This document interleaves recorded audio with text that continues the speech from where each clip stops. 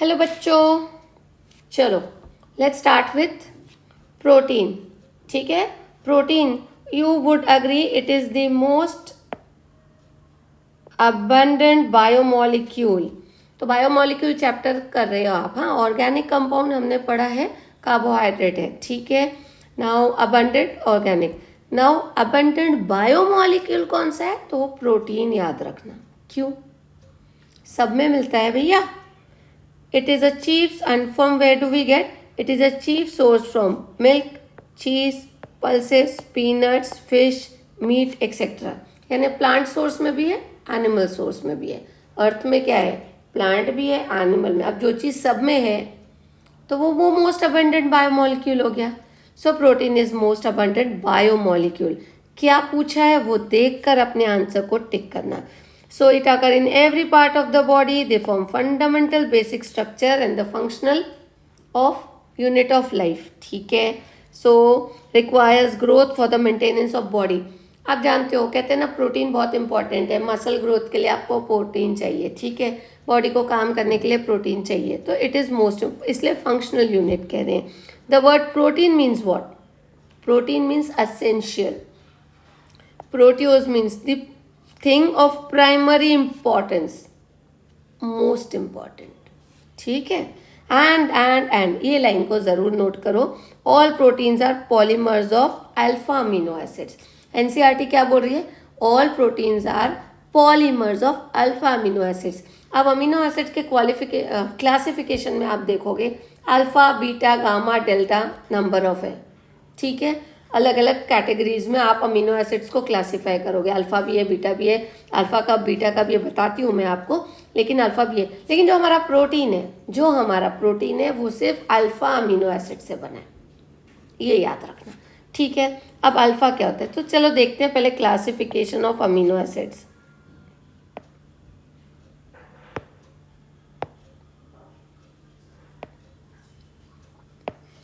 चलो क्लासिफिकेशन, पहला कैटेगरी, इसके बाद दूसरा भी करेंगे.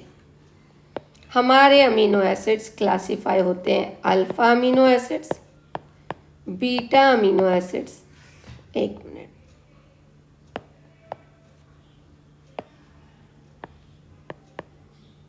बीटा, मैं बीटा ऐसे लिखती हूँ. और A is for amino acids. Classification of amino acids. Then you have gamma amino acids, you have delta amino acids.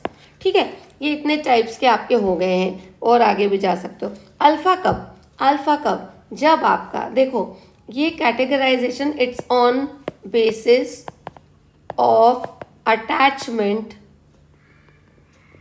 Of NH2 group to carbon atom containing COOH group. यानी जिस carbon को COH है, उससे कितना दूर के carbon पे amino group NH2 is attached. यानी you will say the relative position of attachment of, or you can say relative position of. So relative position of amino acid to the carbon atom attached to our carboxylic acid group. जैसे ये है आपका, ये एक carbon है, यहाँ पे तो COH है. हमको ये पता है अमीनो एसिड में एक NH2 और COH है, ये दो ग्रुप है. एक की बात नहीं चल रही है. अमीनो एसिड एंड COH ये दो ग्रुप्स हैं. ये जैसे जैसे बढ़ते जाएंगे उसका क्लासिफिकेशन मैं नेक्स्ट स्टेप में करूँगी. फिलहाल हम बात कर रहे हैं अल्फा, बीटा, गामा के बेसिस का क्लासिफिकेशन. ये एक कार्बन है. ठीक है, ये एक कार्बन है, ये एक कार्बन है, ये एक कार्बन है एंड ये चुन है. अमीनो एसिड ऐसे ही बनेंगे. तो ये COH है. इसके पास वाला जो कार्बन एटम है इसको हम बोलते हैं, जो इमीडिएट पास वाला है वो आपका अल्फा कार्बन है. उसके बाद वाले कार्बन को बीटा बोलते हैं, उसके बाद वाले को गामा, उसके बाद वाले को डेल्टा. ये होगी relative position of carbon atoms. ठीक है, तो अब हमारा अब हमारा अल्फा अमीनो एसिड क्या होएगा? COOH है, हाँ है। कार्बन है, हाँ है।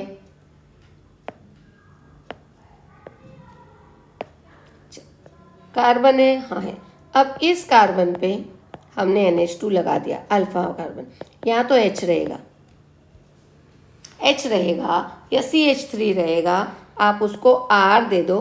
This R can be H, CH3 और एनी अल्काइल ग्रुप। ठीक है, ये हो गया।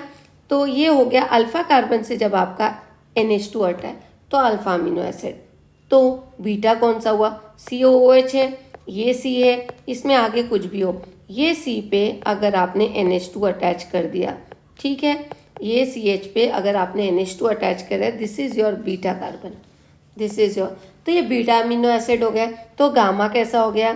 सपोज ये गामा है, ये बीटा है, ये अल्फा है और ये आपका COOH है और इस पे आपका अमीनो एसिड है।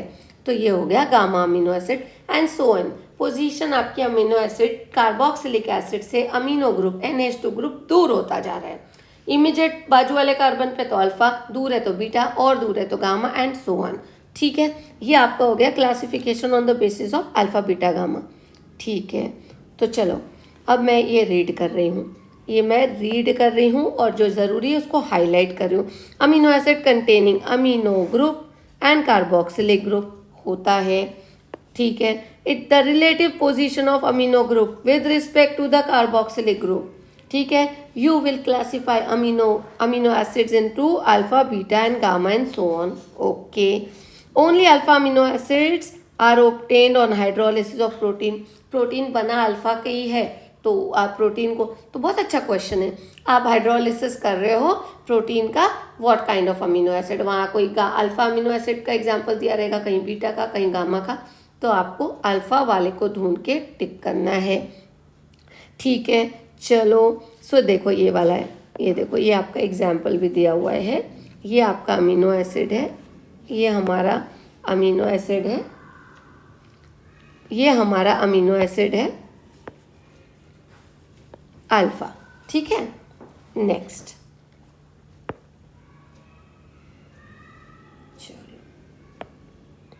चलो, all amino acids have trivial names. ठीक है, reflect the property of compound and its own.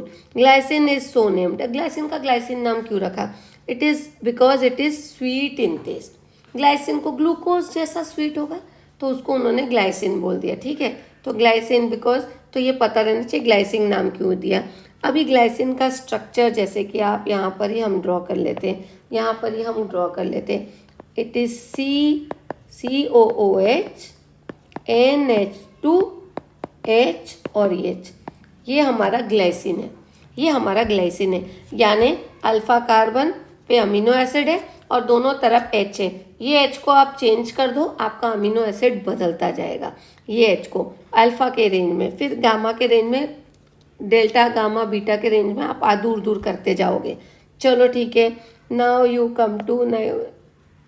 ठीक है, tyrosine was first obtain from, tyrosine का नाम टायरोसिन क्यों दिया अमीनो एसिड का? वो चीज़ से मिलता है एंड चीज़ को दूसरा नाम है टायरोस। टायरोस मीन्स चीज़, क्योंकि उसको डिराइव चीज़ से किया तो उसको टायरोसिन दे दिया। ग्लाइसिन को ग्लाइसिन नाम क्यों दिया? उसका स्वीट टेस्ट था, याद रखना है। And they are generally represented by 3 letters, पता है, these are the 3 letters of the names, shortcut form, short form.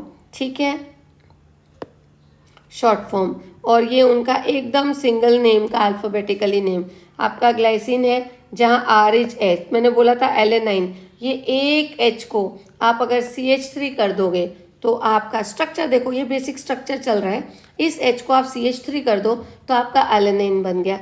इस H को CH3 ट्वाइस एंड CH कर दो, इस एक ही H को बदलते जाओ, इस एक ही H को बदलते जाओ आप, तो ठीक है, तो आपका ये वालिन बन गया, वालिन, दूर वॉल हो गया।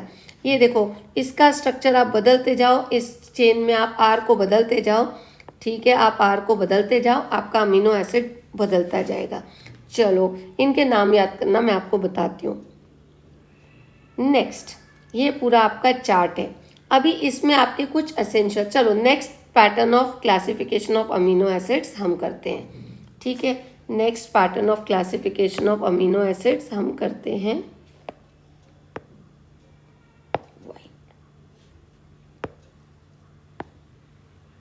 नेक्स्ट आपका होगा essential amino acids. Next pattern, इसको हम एक नाम दे देते हैं फर्स्ट वे ऑफ क्लासिफिकेशन, ठीक है, first pattern of classification, and this is your second pattern. Second pattern of classification है essential amino acids, conditionally essential, conditionally essential means sometimes essential, sometimes non-essential, and totally non-essential. अच्छा, अब ये essential क्यों है और non-essential क्यों है? आपने आप अमीनो एसिड को क्लासिफाई कर दिया essential, non-essential, और बीच में आ गया कंडीशनली एसेंशियल। कहीं बोलेंगे कंडीशनली नॉन एसेंशियल, यानी ज़रूरत पड़ा तो काम का है, ज़रूरत नहीं है तो आप हमारे काम के नहीं हो।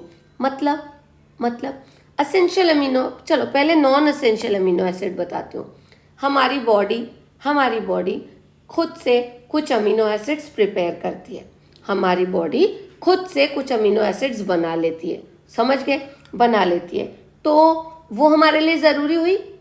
अरे जो हम खुद बना रहे हैं, जैसे आप कपड़े का बिजनेस करते हो और कपड़ा आप अपनी फैक्ट्री में खुद बनाते हो, तो क्या आप यूजुअली खरीदोगे? क्या नहीं खरीदोगे।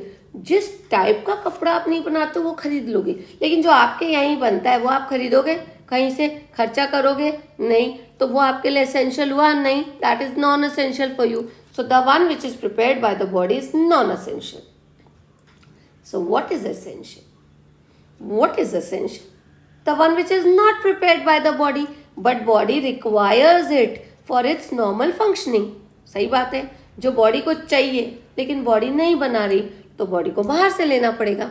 तो what can be the sources? The sources can be, जैसे हमने बोला है, आप क्या नाम, एनिमल सोर्स यानी मीट, एग, प्रोटीन जिससे लोगे उससे लोगे, या आप प्लांट सोर्सेज से लोगे, जो भी प्लांट रिच होगा उस टिपिकल के लिए वहाँ से लोगे, तो you will take it from external. So they are essential, body को चाहिए बट बॉडी नहीं बना रहा, तो नॉन एसेंशियल बना रहा है, ठीक है। तो कंडीशनली एसेंशियल, अब यानी बॉडी बना भी सकता है कभी कभी, लेकिन sometimes body fails to prepare that, या कभी बहुत कम कभी कभी ज़रूरत पड़ता है, इसलिए बोल दिया उसका नाम conditionally. It may require, may not require. If body is unable to prepare that or there is deficiency of that and patient को एक्सटर्नली देना है, तो कंडीशनली एसेंशियल में आ जाएगा। चलो अभी ये देखिए, total amino acids you have 20 amino acids in all we have 20 amino acids. Okay 20 है तो 20 में ना, 20 में आपके 20 में आपके 9 will come into category of 9, यहाँ पर आ जाएंगे 9 हमारे यहाँ पर आ जाएंगे असेंशियल में, 5 आ जाएंगे नॉन असेंशियल में, 6 आ जाएंगे कंडीशनली असेंशियल में, ठीक है। तो 9, 6, 5 ये हो गया। अभी हमको लर्न करना है इनके नाम, इसके लिए मैं आपको ट्रिक दूंगी, वो ट्रिक आप लर्न कर लेना। इसको याद रखो, ग्लास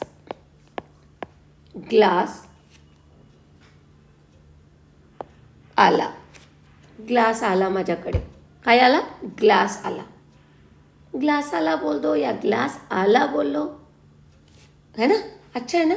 ग्लास आला नॉन एसेंशियल, हमको ग्लास नहीं चाहिए, ग्लास आला।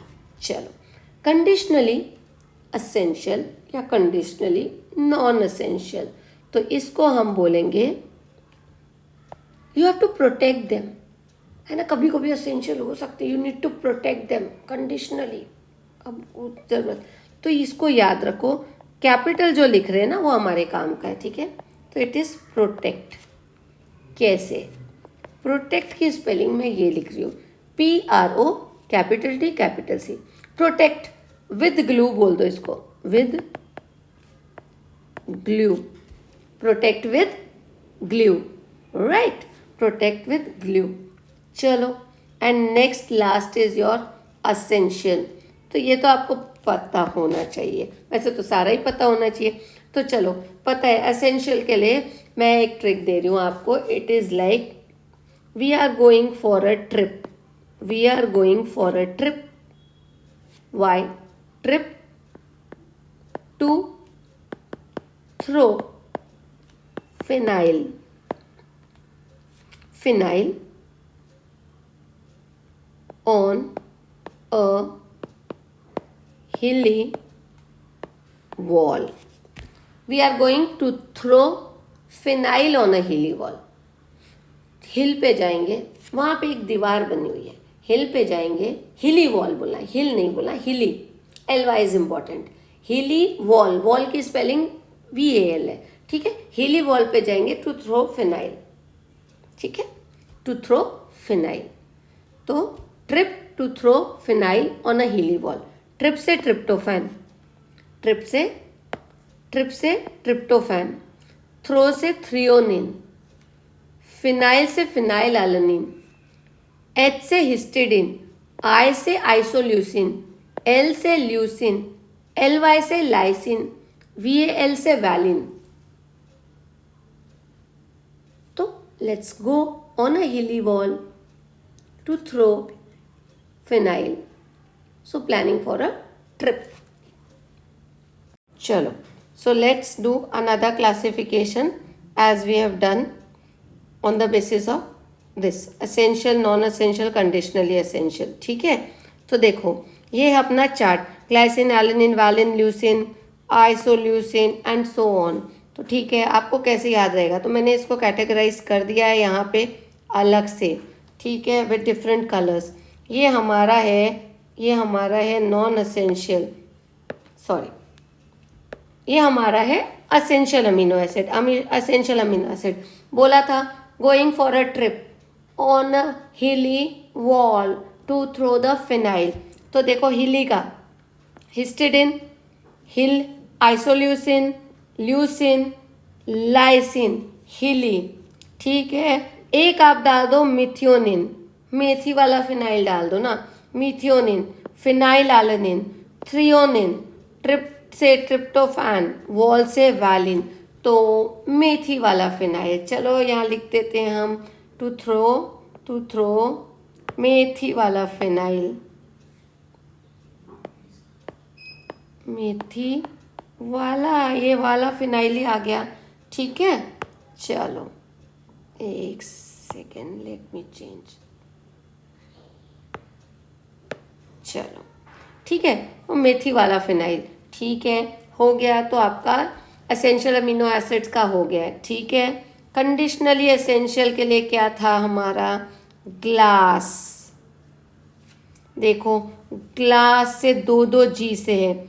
Glycine, it is glycine, it is glycine, ठीक है, CIN, इट इज, ठीक है, ठीक है, C, ग्लाइसिन, ठीक है. ग्लास से ग्लूटामिन, G के 2 दे देना, ग्लास, ग्लास, ठीक है. सॉरी, ग्लास अपना इसका नॉन एसेंशियल का है, नॉन एसेंशियल वाला. ग्लास से ग्लूटामिक एसिड. कुछ बुक्स में आपको ग्लूटामेट मिलता है या ग्लूटामिक एसिड, आपको पता है एसिड को हम ATE से भी देते हैं, तो ग्लूटामेट. ग्लास, एस्पार्टिक एसिड और एस्पराजिन, 2 है. एस्पार्टिक, एस्पराजिन दोनों हमारे नॉन एसेंशियल में आते हैं. ग्लास, S से सेरिन हो गया.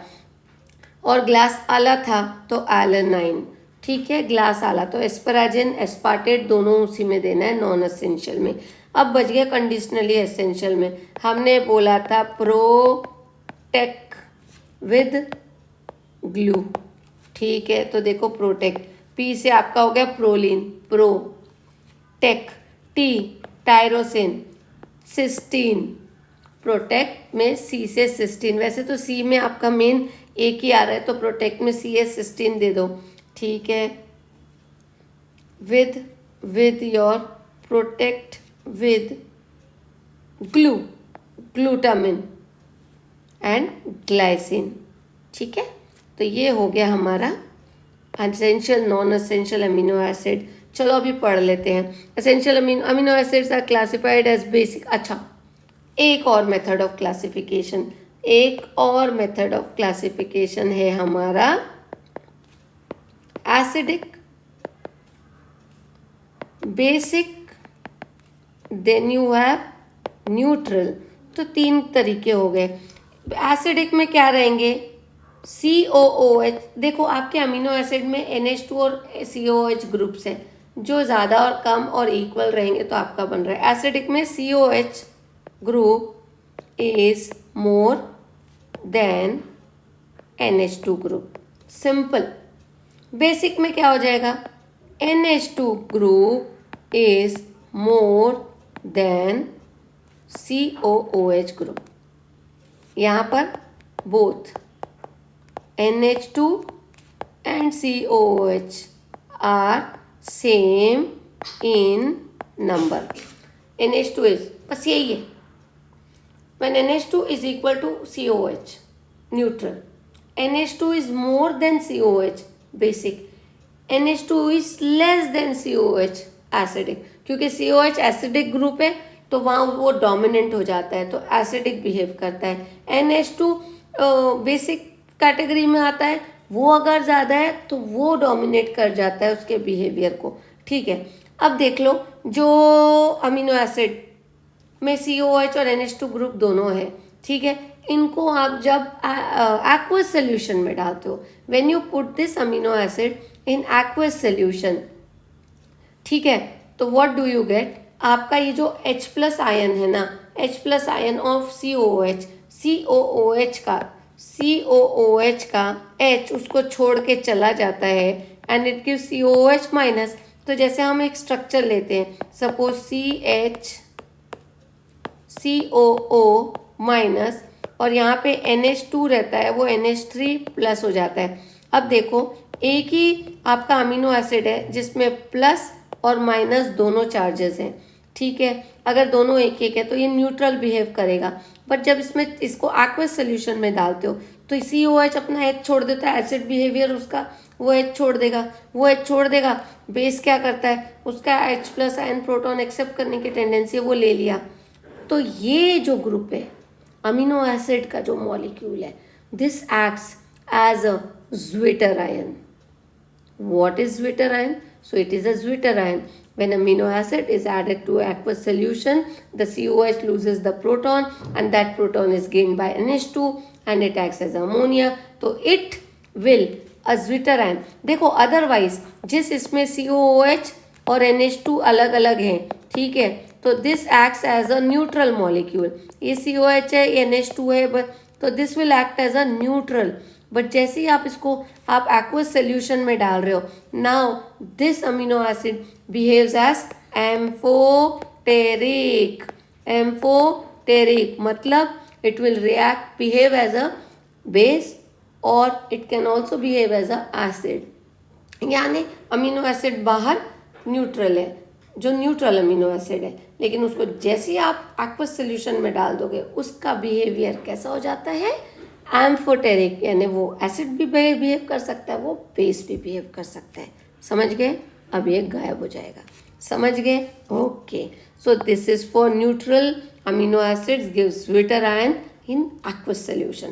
चलो let's read from the NCERT। चलो, amino acids classified as acid, basic, neutral, ठीक है, depending on the relative number of amino acid and carboxylic acid groups, ठीक है, in the molecule. Okay, equal number of amino acids gives you neutral, बता दिया है। When number of amino acid than carboxylic acid, amino is more than carboxylic, it is basic. When more carboxylic is there than amino, it acts as acidic. Okay, the amino acids which can be synthesized in the body are which can be synthesized in the body। बोला ना, कपड़े की दुकान है, आप खुद बना रहे हो तो वो थोड़ी बाहर से लेगा, तो non essential. On the other hand, those which cannot be synthesized in the body और obtained from the diet are known as essential amino acids. बता चुकी हूँ, जो बाहर से लोगे वो असेंशियल है, जो बॉडी खुद बना रहा है वो नॉन असेंशियल है, और एक हमने मीडिएटर देखा है between non essential and essential, that is conditionally essential. ठीक है, अभी अमीनो एसिड्स कैसे हैं, physical properties, they are colourless, they are crystalline solids. Okay, these are water soluble. Okay, high melting point है.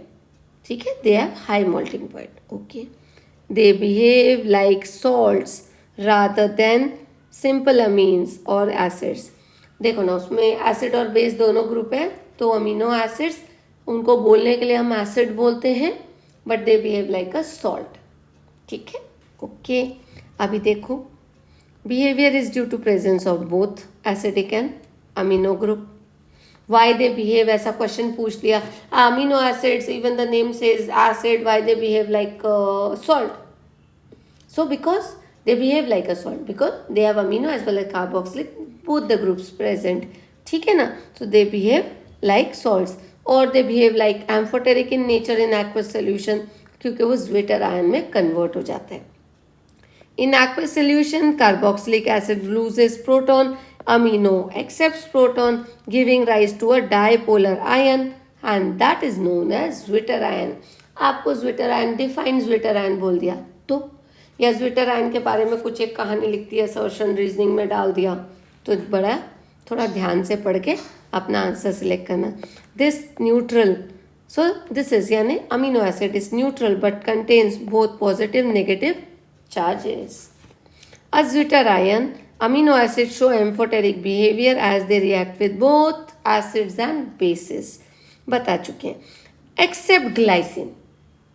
अब एक और यहाँ ना एनसीईआरटी कॉम्पिटिटिव एग्जाम वालों को ना एक्सेप्शंस बहुत अच्छे लगते हैं, तो ग्लाइसिन इज एन एक्सेप्शन. क्या?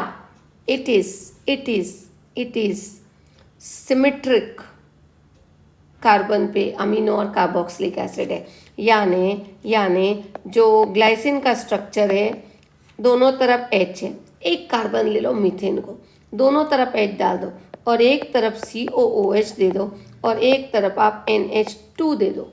ये आपका बन गया ग्लाइसिन का स्ट्रक्चर. ठीक है, this is glycine is optically inactive. Glycine is optically inactive. पूछ लिया वाई? बिकॉज इसमें you don't have the chiral carbon. देखो, चिराल कार्बन, कायरल कार्बन और एसिमेट्रिक कार्बन क्या होता है? एसिमेट्री, जिसके एक कार्बन जिसके चारों तरफ अलग अलग ग्रुप लगे हो. तो देखो, यहाँ एक तरफ तो आपको COH है, दूसरी तरफ NH2 है, लेकिन दो तरफ में H है, तो सेम है. तो this is not a chiral carbon. So this is not a asymmetric carbon. So glycine is not a asymmetric amino acid. ठीक है, so it is optically inactive. ठीक है, वही हम अभी पढ़ने वाले हैं. चलो, let's read it. देखो, all amino acids are naturally occurring amino acids are optically active. All except glycine. Why? Since the alpha carbon पे ही है, जो COH के बाजू वाला कार्बन है वो अल्फा है, और वो अल्फा कार्बन कायरल नहीं है. इस उनमें जो ऑप्टिकली एक्टिव है दे हैव एसिमेट्रिक, बट हमारे ग्लाइसिन का carbon is symmetric. These exist in DNL form usually, और नेचुरली अक्रिंग अमीनो एसिड्स जो हैं they are of L configuration. L for configuration का मतलब है जो उसका NH2 है वो लेफ्ट हैंड साइड है. और ठीक है, और मैं यहाँ लिख देती हूँ, glycine is having symmetric carbon. ठीक है, बाकी सब एसिमेट्रिक. कौन से? Naturally occurring. So here we are done with our amino acid. चलो, structure of protein. Now we start with structure of protein.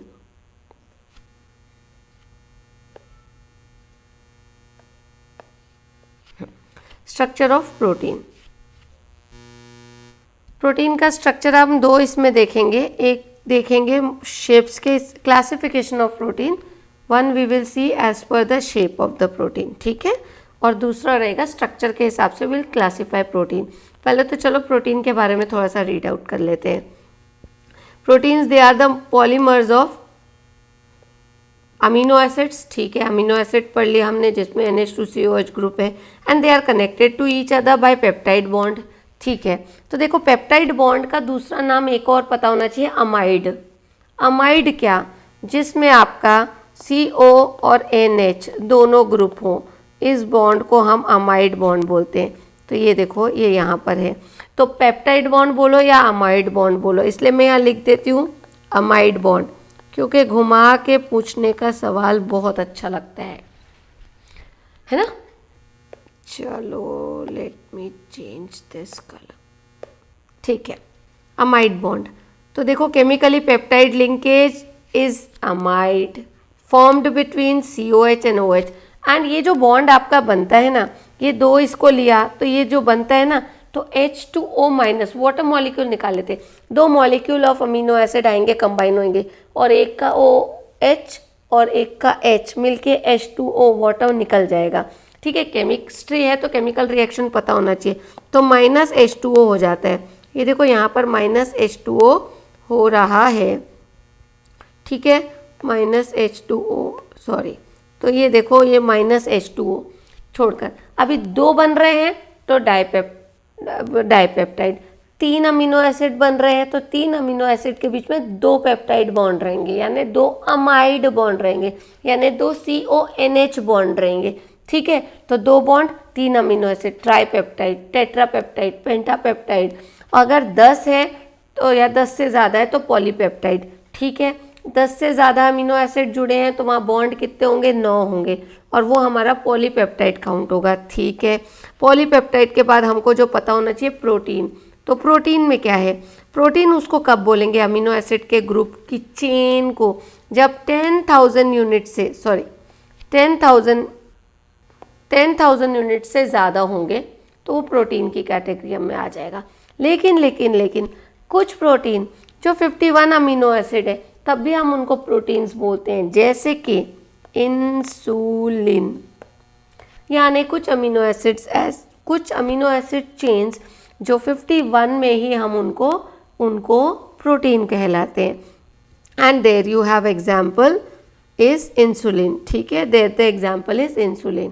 तो क्या क्या पढ़ा, प्रोटीन है, प्रोटीन कैसे बनता है, अमीनो एसिड के कॉम्बिनेशन से बनता है, by release of H2O molecule, water निकल जाता है, अमाइड बॉन्ड आ जाता है, 2 है तो डाइपेप्टाइड, 4 है तो टेट्रापेप्टाइड, 10 से ऊपर है तो पॉलीपेप्टाइड, और 10,000 यूनिट्स अगर जुड़कर बनते हैं तो हम उनको प्रोटीन कहते हैं, राइट। चलो अभी उसको रीड कर लेते हैं। Reaction between protein, two molecules similar different atom proceeds through combination of amino acid group, one molecule with the carboxylic group, that is this result in elimination of water molecule।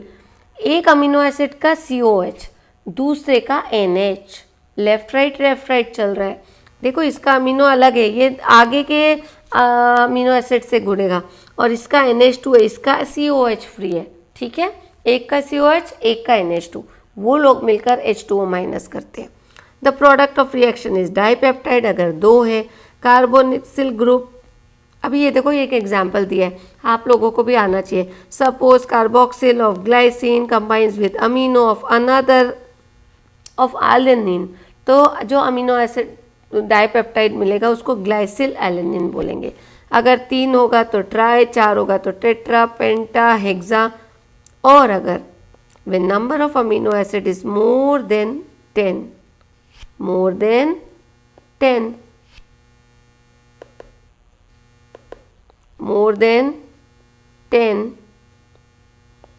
then it is polypeptide, done, yes, ठीक है। polypeptide more than 10,000 units they are protein, done। चलो the distinction between polypeptide and a protein क्या कर लोगे, कुछ it is हमारा क्या बता रही है NCERT, distinction between polypeptide and protein is not very sharp. Why? देखो एग्जाम्पल दे रहे हैं. Polypeptide with fewer amino acids likely to be called as protein if they ordinarily have well defined information. उनका स्ट्रक्चर बहुत well defined है, perfect ये perfect वो perfect joining, तो हम उनको प्रोटीन बोलते हैं. Example is are insulin which is only with 51 amino acids. चलो बता देती हूँ इंसुलिन का कैसा होता है. इंसुलिन का कैसा होता है,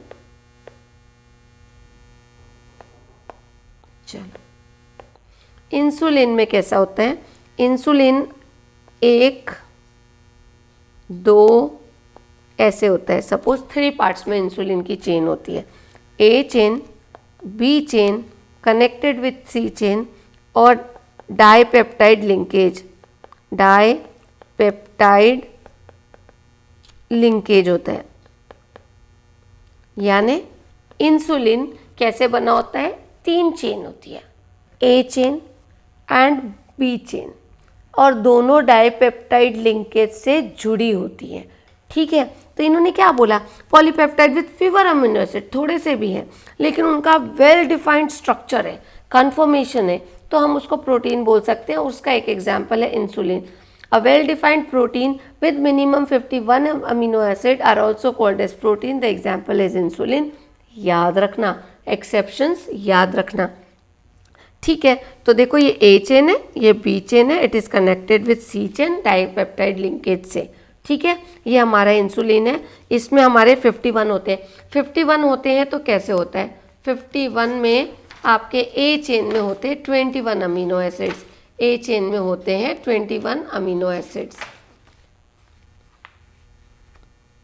ए चेन में होते हैं 21 अमीनो एसिड्स और बी चेन में होते हैं 30 अमीनो एसिड्स. ठीक है, ये भी याद रख लिया. Additional knowledge. चलो now proteins are classified into 2 types on the basis of their shape. Shape के हिसाब से हम बोलेंगे फाइब्रस और दूसरा बोलेंगे ग्लोब्यूलर. क्या बोलेंगे, फाइब्रस और ग्लोब्यूलर. ठीक है, फाइब्रस आपके ये बाल देखो फाइबर लाइक है, पतले पतले पतले पतले, सिल्क थ्रेड्स पतले पतले. ठीक है, देखो when polypeptide chains run parallel, और बालों को आप देखते हो ऐसे ऐसे ऐसे होते हैं कर्ल जैसा, से दे रन पैरेलल. हाँ, held together by hydrogen bond और डाइसल्फाइड लिंकेज. तो अमीनो एसिड्स चेन ही रहेंगी लेकिन, और ये डाइसल्फाइड लिंकेज से देखो आपका आ रहा है disulphide linkage and hydrogen bond, 2 चीज़ें आएंगी. ठीक है, they form structure hair like structures and they are insoluble in water. देखा कभी बाल घुल के बह गए, आपने बाल धोए और बह गए, बाल धोते हो हेयर वॉश बहते हैं, नहीं बहते. तो याद रख लो fibrous proteins they are insoluble in water. Hair is, silk is very good example. Silk thread पानी में भिगाओ, धुलते नहीं है, है ना, नहीं तो सिल्क का कपड़ा पूरा घुल जाएगा, नहीं होता है. तो इनसॉल्युबल इन वाटर याद रखना, फाइब्रस प्रोटीन्स. ठीक है, so example your keratin, hair, wool, silk सब में. Myosin present in muscle, muscle fibres, fibre ही बोलते हैं मायोसिन फाइबर्स. देखो फाइब्रस प्रोटीन. चलो ये लिखने के लिए जगह है, अभी जरूरत नहीं उसकी. Now you have globular protein. Globular protein they are the results, structure results when the chains of polypeptide are coiled, बहुत ज़्यादा कॉइलिंग. ठीक है, इनटू स्पेरिकल शेप्स. ठीक है, इनटू स्पेरिकल शेप्स. तो पॉलीपेप्टाइड चेन का जब है कॉइलिंग हो जाती है, स्पेरिकल शेप हो जाता है. तो but they are soluble in water. तो यानी जो शेप वाले को एक तरीके का क्लासिफिकेशन आप बोल सकते हो सॉल्युबिलिटी के बेसिस पे. फाइब्रस है इनसॉल्युबल, तो ग्लोबुलर है they are soluble. Globular protein में क्या आ जाएगा, ये आपका इंसुलिन, ये आपका albumins, albumin present in blood. ठीक है, दे आर ग्लोबुलर प्रोटीन्स. तो ये दोनों एग्जाम्पल, इंसुलिन एंड ब्लड का एल्बुमिन हमारा आया एल्बुम इसमें ग्लोबुलर में, और आपका हेयर, सिल्क ये हमारा आया फाइब्रस में. Another basis of classification, other तरीके से हम जो करते हैं, it is on the basis of structure. दिखने में वो कैसा है, स्ट्रक्चर ऑफ प्रोटीन, उसमें हम उसको प्राइमरी बोलते हैं, उसको सेकेंडरी बोलते हैं या टर्शियरी बोलते हैं या क्वाटरनरी बोलते हैं। प्राइमरी यानी एक सिंपल, या आपके हेयर के स्ट्रक्चर ऐसे भी मिलते हैं। तो थोड़ा घूम गया तो एक सिंपल है, फाइब्रस हो गया। इसको थोड़ा गोल गोल गोल गोल हेलिकल स्ट्रक्चर, ये देखो हेलिकल स्ट्रक्चर हमारा, हेलिकल, ये सीधा हो रहा है, सॉरी सॉरी सॉरी,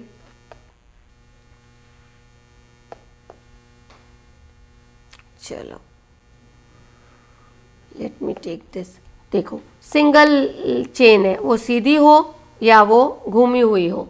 हाँ, हमारा डीएनए का स्ट्रक्चर हमने पढ़ा, हेलिकल स्ट्रक्चर, हेलिकल स्ट्रक्चर ये होता है ना कॉइलिंग, ठीक है। तो हेलिकल, प्राइमरी सिंगल, सेकेंडरी थोड़ा सा curved, tertiary double double double घूम गए, ठीक है ना। एक सेकेंड, टर्शरी का आप बनाते हैं, 1 2 3, ये आपस में ना जुड़े हुए हैं, टर्शरी हो गया। और फिर आपस में भी घूमे, प्राइमरी है और घूम कर है, सेकेंडरी है और घूम गए, टर्शरी स्ट्रक्चर्स। बहुत ज़्यादा कॉइलिंग, यानी एक सिंपल ले लो, उसको थोड़ा घुमा लो, उसको और ज़्यादा घुमा लो, उसको हर डायरेक्शन में घुमा लो, तो primary, secondary, tertiary and quaternary, ठीक है। अभी देखो प्राइमरी में आपके alpha helix and beta pleated 2 आ रहे हैं, देखो।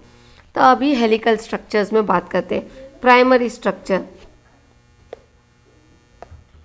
चलो प्राइमरी स्ट्रक्चर प्रोटीन में भी मोर, 1 और मोर पॉलीपेप्टाइड, ठीक है। Each polypeptide has amino acid link together, वो तो हमने पढ़ लिया है, disulphide linkage, amino acid group. Primary structure of the protein, any change in the primary structure.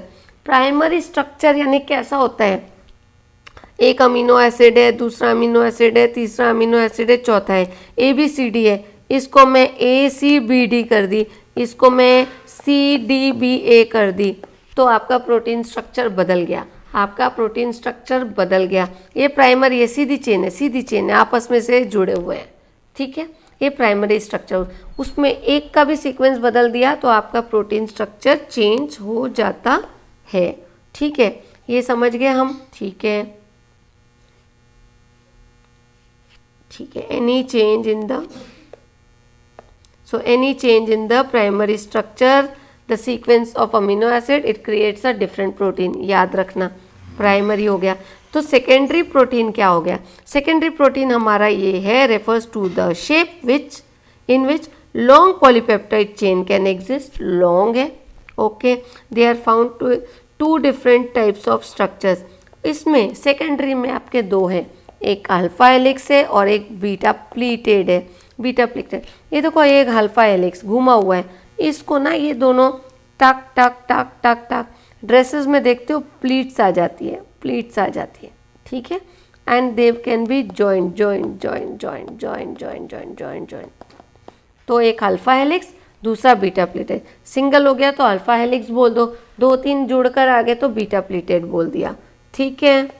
Okay, let me clean.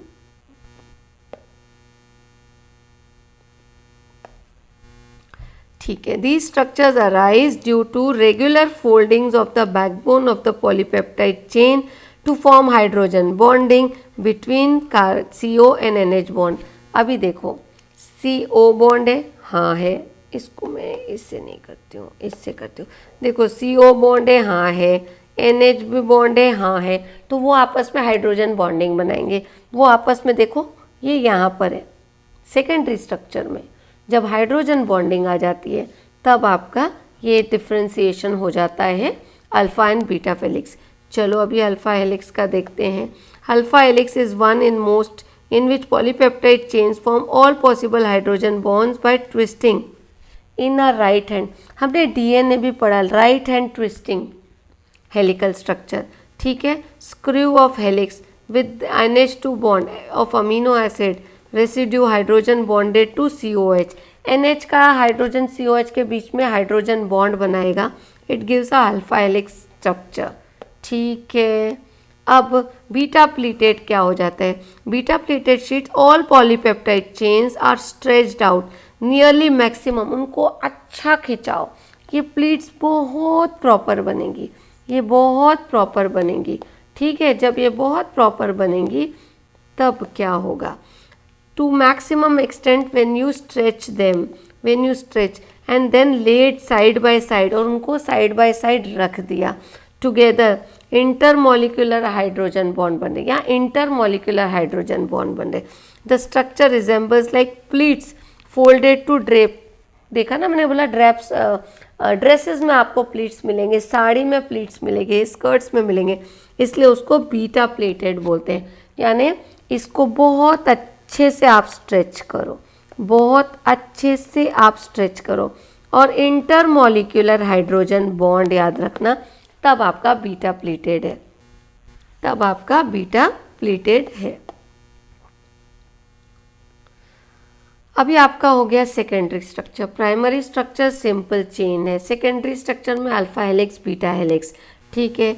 Alpha helix में आपका CO और NH के बीच में हाइड्रोजन बॉन्ड है, बीटा प्लेटेड में आपके इंटरमोलिक्यूलर हाइड्रोजन बॉन्ड है। अब हमारे टर्शियरी में, अब हमारे हैं टर्शियरी में, ठीक है।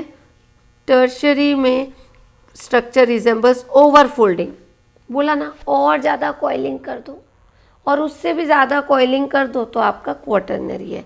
Polypeptide chain, overfolding of polypeptide chain of secondary. Primary को फोल्ड करो तो सेकेंडरी है, सेकेंडरी जो ऑलरेडी फोल्ड है उसको और ज़्यादा फोल्ड कर दो, टर्शियरी स्ट्रक्चर मिलता है।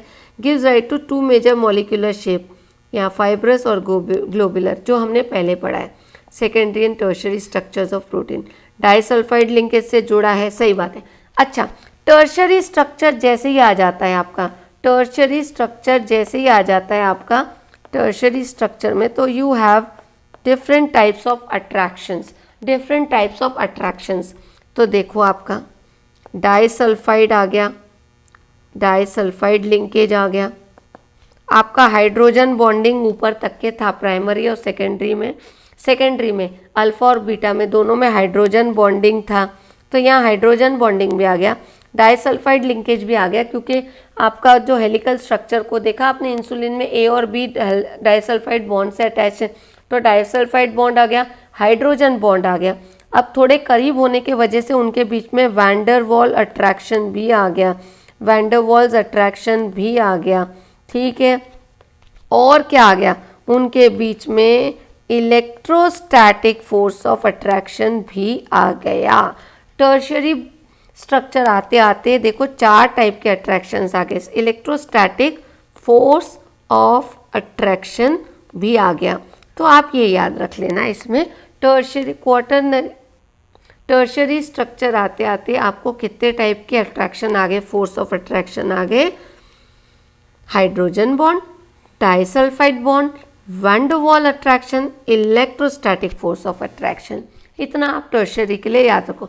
Extra coiling of primary and secondary, तो आपको इसमें ये ग्लोबुलर और फाइब्रस दोनों स्ट्रक्चर मिक्स हो गए हैं, और अब 4 टाइप के फोर्स ऑफ अट्रैक्शन आ गए हैं, disulphide, hydrogen, van der Waals and electrostatic, सारे आ गए।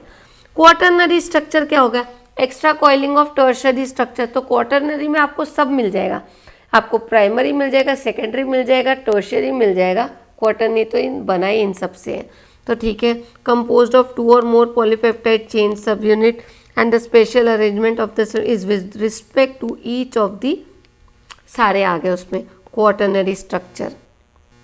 अब देख लो यहाँ पर है प्राइमरी, देखो सिंगल चेन, टक टक टक टक टक टक, अमीनो एसिड आपस में डाइसल्फाइड बॉन्ड, CONH का अमाइड बॉन्ड बना है। इनको इसको थोड़ा सा आप घुमा दो, खच खच खच, यानी ये एक वायर है, ये एक वायर है, इसको थोड़ा सा घुमा दो तो आपका सेकेंडरी बन गया, इसको और ज़्यादा घुमा दो तो आपका टर्शियरी बन गया, इसको और ज़्यादा घुमा दो, और ज़्यादा घुमा दो तो आपका क्वाटरनरी बने। तो इसमें क्या था, क्वाटरनरी में आते आते क्या आ गया, प्राइमरी भी आया, सेकेंडरी भी आया, टर्शियरी भी आया। अब जब ये इतना करीब आए तो सेकेंड टर्शियरी के इसमें हाइड्रोजन बॉन्ड पहले वाले आ गए, दूसरे के डाइसल्फाइड लिंकेज भी आ गए, और तीसरे के और आगे आपको electrostatic force of attraction and van der Waals force of attraction, सारे फोर्सेस आ गए।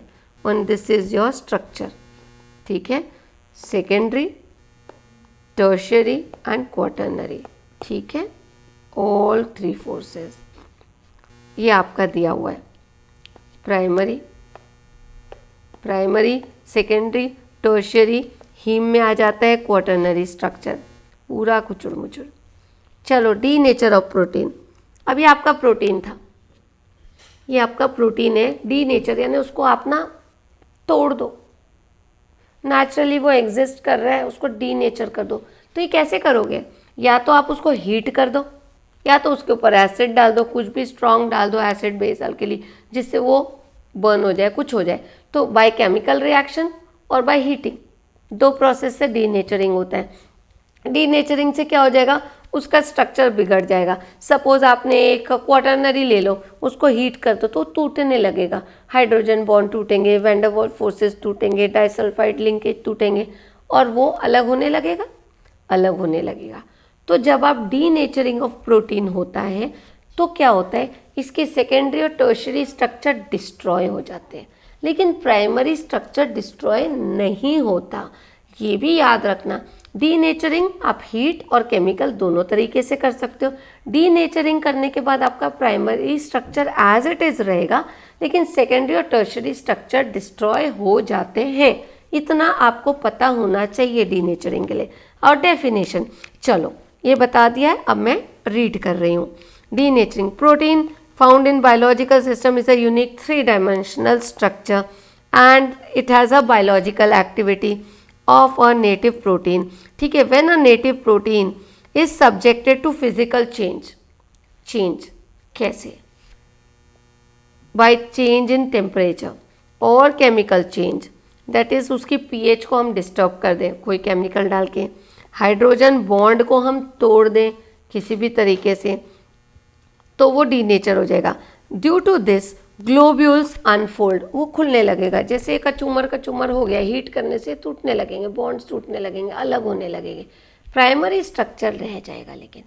ठीक है, तो the globules unfold, helix get uncoiled and protein lose it biological activity, उसकी एक्टिविटी बॉन्ड्स वगैरह सब टूट जाएंगे, तो biological activity destroy, and this is called as denaturing of protein. आ गया। और during denaturing secondary and tertiary structures are destroyed but the primary structure remains intact, बता दिया था।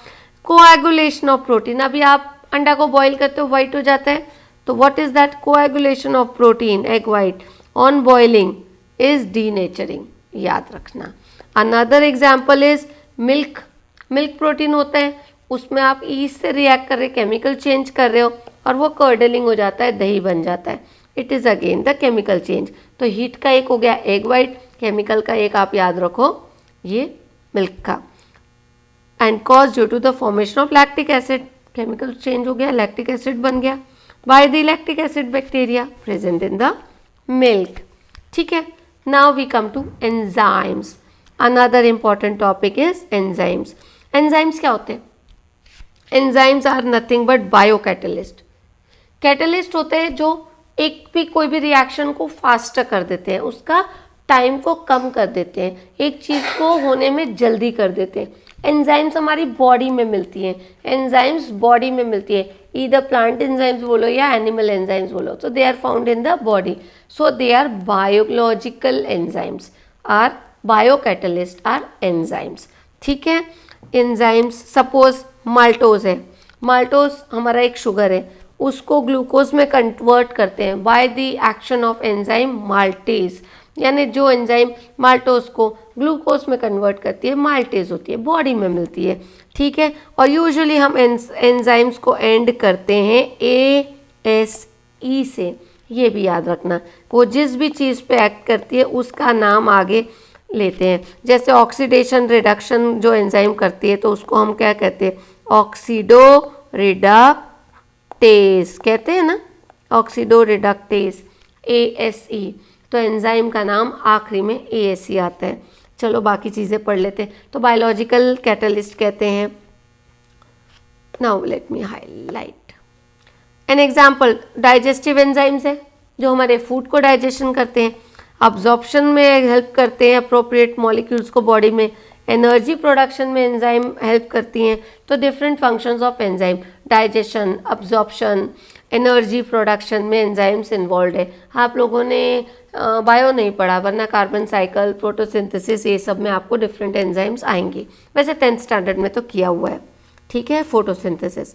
तो एंजाइम्स आपको पता है। This process involves a sequence of reaction, yes, and these reactions occurs inside the body under mild conditions of temperature, pressure, जो भी बोलो, और enzyme presence. These occurs with the help of certain biocatalysts and they are nothing but enzymes.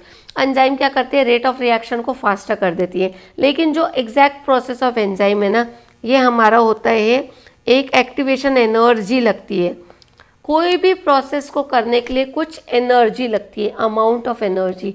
उस energy level, जितनी energy लगती है उसको हम कहते हैं एक्टिवेशन एनर्जी। कुछ एक्टिवेट कर रही है प्रोसेस को, तो एक्टिवेशन एनर्जी आप बोलिए उसको। तो एंजाइम क्या करती है, सपोज एक्टिवेशन एनर्जी आपको 100 लग रही है, तो ये एंजाइम क्या करती है, इस एक्टिवेशन एनर्जी का कंजम्पशन को कम कर देती है। तो यानी जहाँ 100 आपको लग रही थी, वो 70 पे काम कर देती है या 50 पे काम कर देती है। तो how does enzymes act, they act by reducing the activation energy. ठीक है, ये एक याद रखना, बहुत अच्छा PYQ आता है।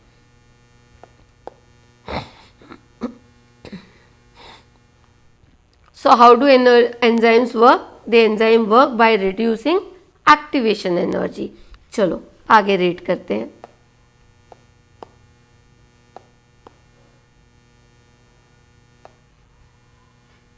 Almost all enzymes are globular protein, इतना भी याद रख लो, enzymes are globular proteins. Enzymes are very specific, बिल्कुल। दे जो आपको माल्टेज को रिड्यूस कर, माल्टोज को कन्वर्ट करी ग्लूकोज में, वो माल्टेज है, तो माल्टेज पे काम करेगी, माल्टोज पे काम करेगी। उसका अब्जॉर्प्शन वाला अब्जॉर्प्शन पे काम करेगी, डाइजेशन वाला डाइजेस्टिव एंजाइम पे ही काम करेगी। समझ गए ना, कोई भी एंजाइम सब कुछ जाकर नहीं करती, तो दे आर वेरी स्पेसिफिक, सब काम नहीं करती। They are very specific for particular reaction and for particular substrate, वो उसी पे काम करेगी। माल्टेज पे करेगी, माल्टोज पे करेगी, लैक्टोज पे नहीं करेगी। लैक्टोज पे करने के लिए लैक्टेज लगेगी, लैक्टोज पे करने के लिए लैक्टेज, माल्टोज पे maltase.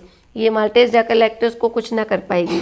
They are generally named after the compound which they work and the name ends with ASE, and this is your example. Some enzymes are also named after the reaction. जो reaction, जैसे मैंने जब भी बोला oxido reductase, ऑक्सीडेजेस बोलूँगी तो वो oxidation करेंगी, रिडक्टेज बोलूँगी तो वो रिडक्शन करेगी, ऑक्सीडो रिडक्टेज बोलूँगी तो वो ऑक्सीडेशन रिडक्शन करेंगी, डिपेंडिंग ऑन द पानी, depending on the requirement of work, उनसे जो उस वक्त एक्सपेक्ट किया जाता है। ऑक्सीडो रिडक्टेज हमारे फोटोसिंथेसिस और C3C4 साइकिल में आएगा। ठीक है, चलो ये देखो आ गया। The enzymes that कैटलाइजेस the oxidation of one substrate simultaneously reduction of other substrate, they are oxidoreductase enzyme. The end name, oh wow, ASE इन्होंने भी बताया हुआ है।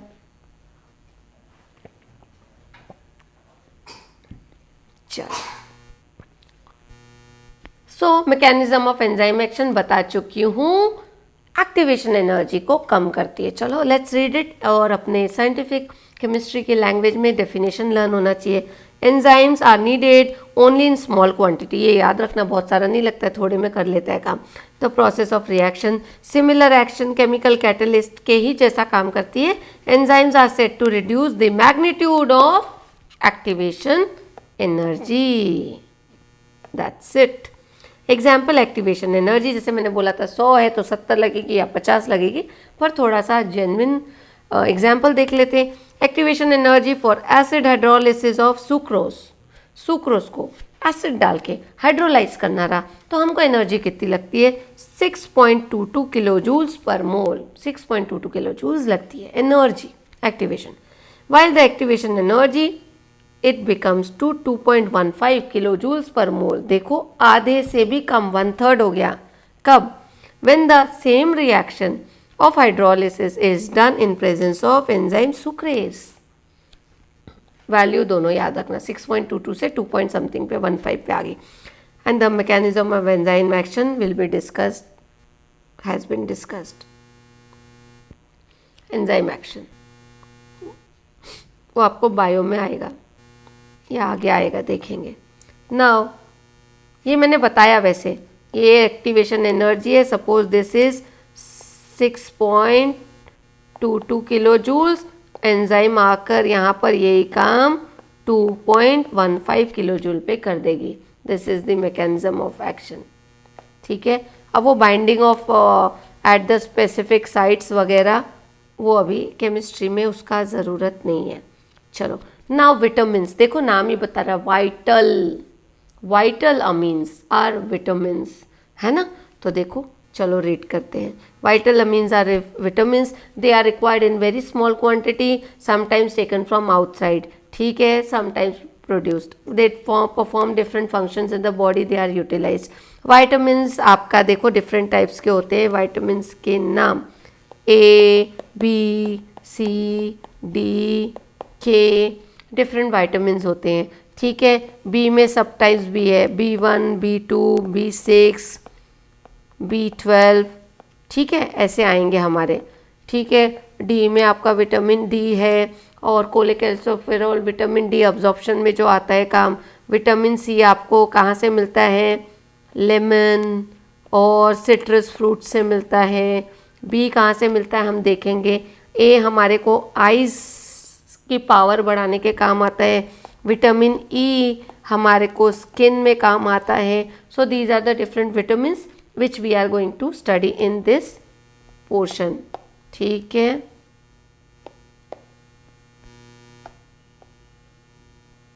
चलो देखते हैं. Let me read now.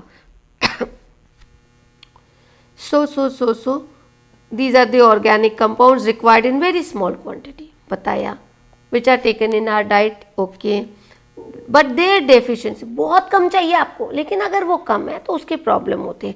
Vitamin B12 कम है तो आपको मसल क्रैम्प्स, मसल स्पाज्म होता है.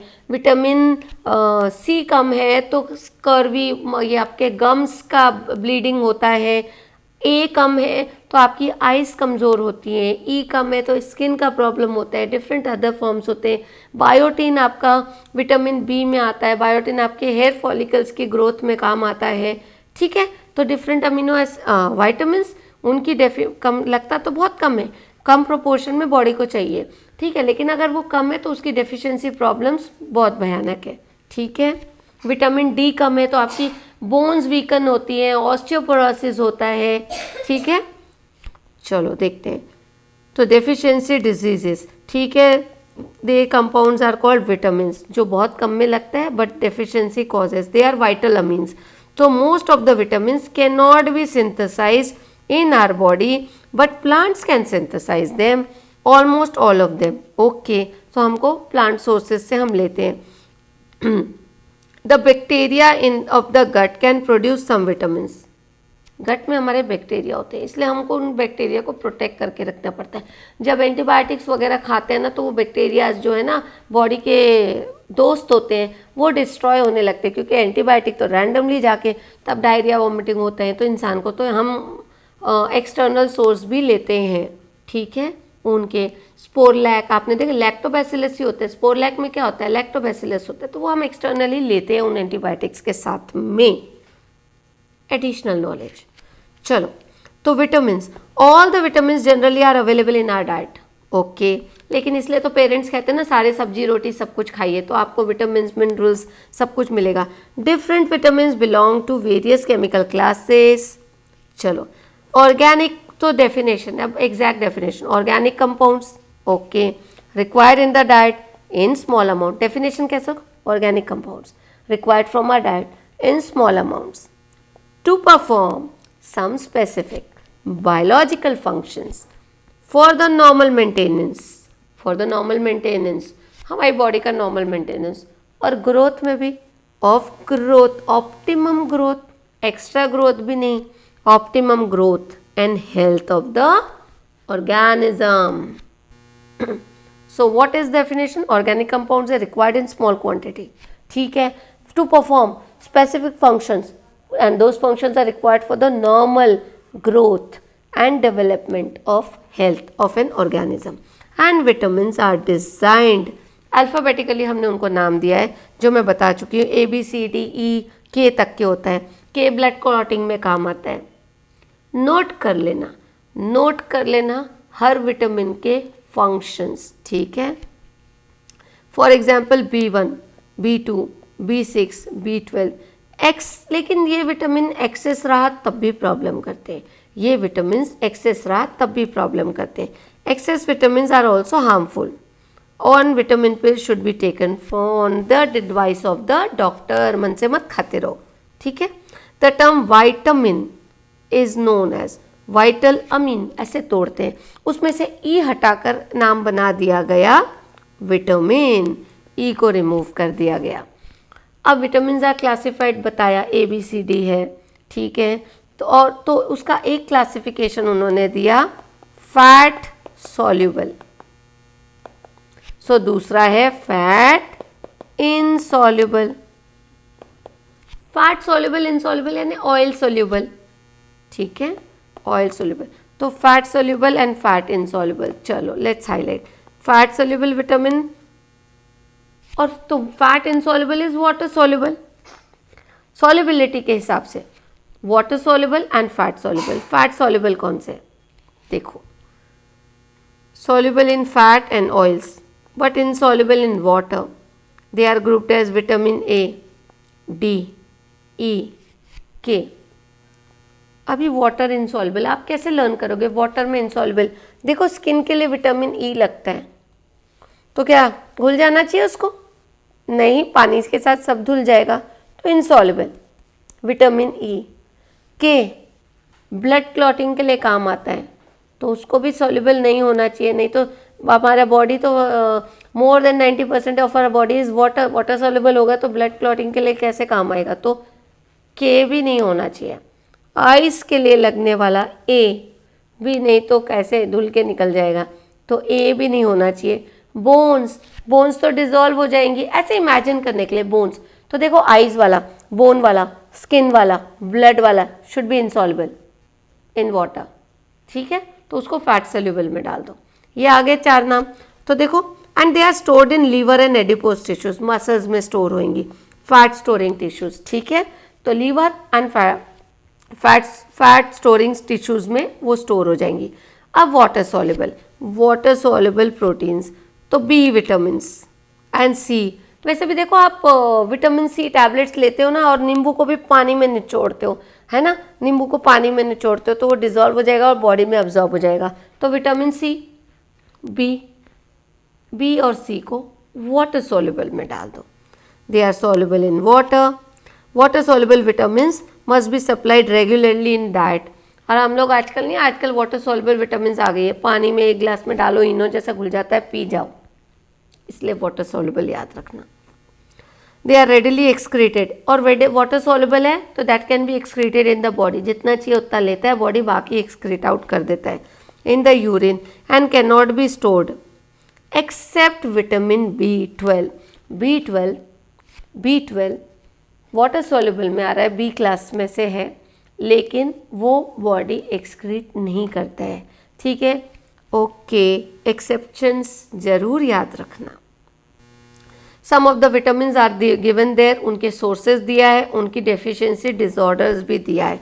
देखो, विटामिन ए जो है मैंने आपको बताया आइस के लिए. ये आपको कहाँ से मिलता है? फिश लीवर ऑयल से मिलता है. गाजर बोलते हैं ना आँखों के लिए अच्छा है, तो गाजर से मिलता है. दूध एंड बटर. मिल्क तो आपको बहुत जगह पे आएगा, और butter is a product of milk, तो मिल्क एंड बटर. कैरेट्स और फिश लीवर ऑयल आपको विटामिन ए देता है, it's required for I site, ठीक है. अगर वो डिसऑर्डर आपको नहीं मिल रहा है तो देखो, cornea, hardening of cornea of eye हो गया, डिसऑर्डर ऑफ आई, ठीक है. ज़ीरोफ्थैल्मिया, ठीक है. अब आ जाओ B1 थायमिन. थायमिन आपको B1 कहाँ से मिल रहा है? मिल्क से मिल रहा है, ईस्ट से मिल रहा है, ग्रीन वेजिटेबल्स से मिल रहा है, सीरियल्स से मिल रहा है, मिल्क मैंने बोला बहुत जगह पे आएगा, egg white, liver and kidney से आपको सॉरी, हाँ, milk, yeast, green vegetables and cereals से हमको मिल रहा है। देन यू आर, तो इनकी deficiency will cause what, beri that is loss of appetite, retarded growth. Beri जिस भी सपोज पर्सन में है डिसऑर्डर, तो उनकी ग्रोथ प्रॉपर नहीं होएगी, ठीक है, हाइट हेल्थ वगैरह नहीं बनेगा, खाना ही ढंग से नहीं खाएंगे, ठीक है। अब विटामिन B2 में आ जाइए। B1 हो गया, देखो आप एक बच्चा हुआ ना, उसको बड़ा होना है तो B1 पहले, सबसे पहले बड़ा होना है, तो B1 की डेफिशिएंसी तो वो बड़ा नहीं हो रहा है। क्यों बड़ा नहीं हो रहा है, ग्रोथ प्रॉपर नहीं हो रही, तो रिटार्डेड ग्रोथ बोल दो, क्योंकि खाना ठीक से नहीं खाया, ये आपके डेफिशिएंसी डिसऑर्डर्स। अब आ जाओ B2 पे। B2 में क्या होएगा, उसने दूध नहीं पिया, अंडा भी नहीं खाया, ठीक है, और नॉनवेज में लीवर और किडनी से मिलता है, ठीक है, दूध अंडा नहीं पिया, तो आपको B2 की डेफिशिएंसी हो गई है विटामिन। तो देखो उसमें चिलोसिस होता है। चिलोसिस में क्या है, it is fissuring corners of mouth and lips के बीच में। अब यहाँ पर आ जाइए, माउथ और लिप्स के पास प्रॉब्लम आ गए। अब खाना नहीं खा रहे थे, B1 की कमी हुई थी, B2 की कमी में क्या होगा, डाइजेस्टिव डिसऑर्डर भी हो गया, खाना नहीं खा, पेट गड़बड़ कर रहा है, तो डाइजेस्टिव डिसऑर्डर हो गया।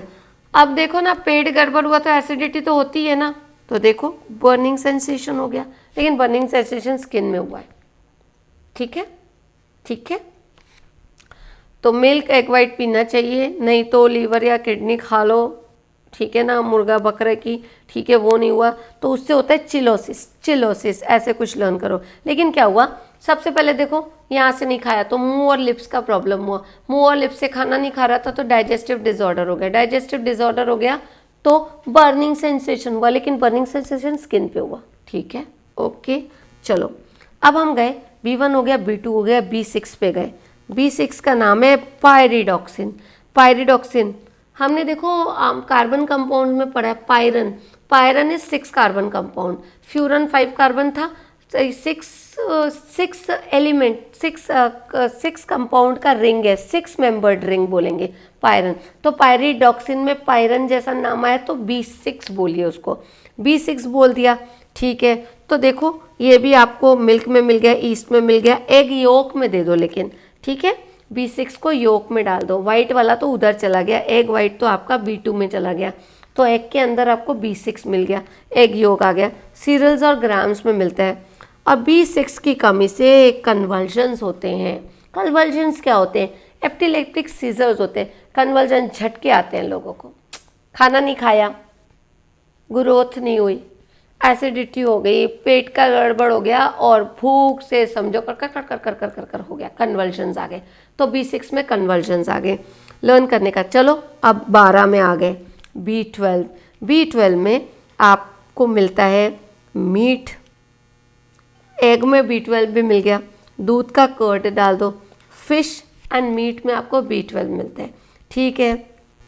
तो B12 की कमी से क्या होएगा, खून की कमी हो गई, कन्वल्जन्स आ गए, ब्लड सर्कुलेशन कम हो गया था, तो pernicious anaemia, deficiency of RBCs, क्योंकि वैसे भी B12 जो है बॉडी एक्सक्रीट नहीं करता है, क्योंकि फॉर्मेशन ऑफ RBCs में आपको B12 विटामिन लगता है, इसलिए बॉडी उसको बाहर नहीं फेंकती है, उसको ब्लड के प्रोडक्शन में B12 काम आता है। वाटर सॉल्युबल है लेकिन बॉडी उसको रख लेती है, यूरिन में एक्सक्रीट नहीं करती है, बारे सारी वाटर सॉल्युबल विटामिन को B वाले और C को एक्सक्रीट करती है, B12 को रख लेती है, क्योंकि वो RBCs के फॉर्मेशन में काम आता है, और उसकी डेफिशिएंसी से आपको पर्नीशियस अनीमिया होता है। और वो कहाँ से मिलता है, तो B12 की डेफिशिएंसी ना हो उसके लिए आप सब नॉनवेज खा लो, वो नहीं खा सकते हो तो कर्ड खाओ, दही खाओ, या तो फिर फिश खा लो, अंडा खा लो या मीट खा लो, डन। चलो आगे बढ़ते हैं। विटामिन C सिट्रस फ्रूट से मिलता है, आपका वाटर सॉल्युबल में है, सिट्रस फ्रूट डाल दो, नींबू, संतरा, मौसम्बी, आंवला, खट्टा, ग्रीन लीफी वेजिटेबल एक और याद कर लेना। और स्कर्वी मैंने पहले ही बता दिया है, विटामिन C की डेफिशिएंसी से मुंह की जो मसूड़े हैं ना वो ब्लीडिंग गम्स होती हैं, ठीक है। अब आगे D, डी तो कुछ नहीं, हड्डियों को स्ट्रॉन्ग बनाता है by increasing absorption of calcium. तो कैल्शियम को अब्जॉर्ब कौन करता है? विटामिन डी करता है। इसलिए ये आपको कहाँ से मिलता है? बोलते हैं ना सुबह सुबह की धूप में बैठो, थोड़ा धूप में खेलो, सनलाइट में मिलता है। और फिर फिश और एग योक में मिलता है। एग योक येलो कलर का है, विटामिन डी, ठीक है, आपको एग योक से मिलता है। Rickets, it's a bone disorder. आप रिकेट्स याद रखो, ऑस्टियोमलेशिया याद रखो, ऑस्टियोपोरोसिस याद रखो। Any bone related disorder is due to deficiency of vitamin D. बच्चों में रहा तो रिकेट्स कहेंगे। बोन डिफॉर्मिटीज, टेढ़े मेढ़े पैर होते हैं ना, रिकेट्स की कमी से होते हैं, विटामिन डी की कमी से। सॉफ्ट बोन होंगी तो मुड़ जाएंगी जल्दी, तो soft bone, osteomalacia. Joint pain हो गया, अब बोन स्ट्रांग नहीं होगी तो जॉइंट पेन तो होंगे। So these are the disorders of vitamin D.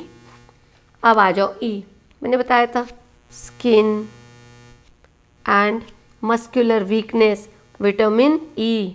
Vitamin E आपको वेजिटेबल्स में मिलती है, व्हीट जेम ऑयल में मिलता है, सनफ्लावर के सीड्स में आपको विटामिन ई बोलते हैं, इसलिए सनफ्लावर ऑयल लेते हैं विटामिन ई। इवन अपना बादाम का तेल में विटामिन ई होता है, ठीक है।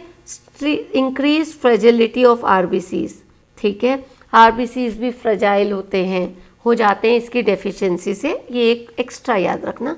और मस्कुलर वीकनेस होता है, विटामिन B12 की भी डेफिशिएंसी से मस्कुलर वीकनेस होता है, मसल क्रैम्प्स होते हैं। B12 से भी होता है, ई में भी लिखा है तो हम ई में भी करेंगे मस्कुलर वीकनेस। के तो आपका कोएगुलेशन फैक्टर, आपका ब्लड क्लॉटिंग फैक्टर है, क्लॉटिंग टाइम को इंक्रीज करता है। ग्रीन लीफी वेजिटेबल, और विटामिन के की डेफिशिएंसी हुई तो क्लॉटिंग नहीं होगा, क्लॉटिंग नहीं होगा तो ब्लीडिंग होगा, और इंसान को फिर इंजरी होगी तो ब्लीड होता रहेगा और ब्लड की कमी हो जाएगी, और उससे कुछ भी एक्सट्रीम प्रॉब्लम्स हो सकती है, डेथ ऑफ द पर्सन भी हो सकती है, ठीक है।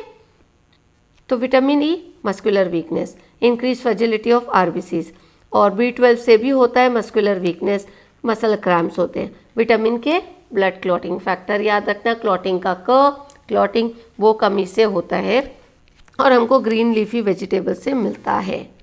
Let's come to nucleic acids. Nucleic acids क्या होते हैं? न्यूक्लिक एसिड आपके डीएनए आरएनए में होते हैं, आपके डीएनए आरएनए में होते हैं। And what are these? These are the hereditary factors. Hereditary factors यानी आप अपने मम्मी पापा जैसे क्यों दिखते हो? हेरिडिटरी फैक्टर्स है।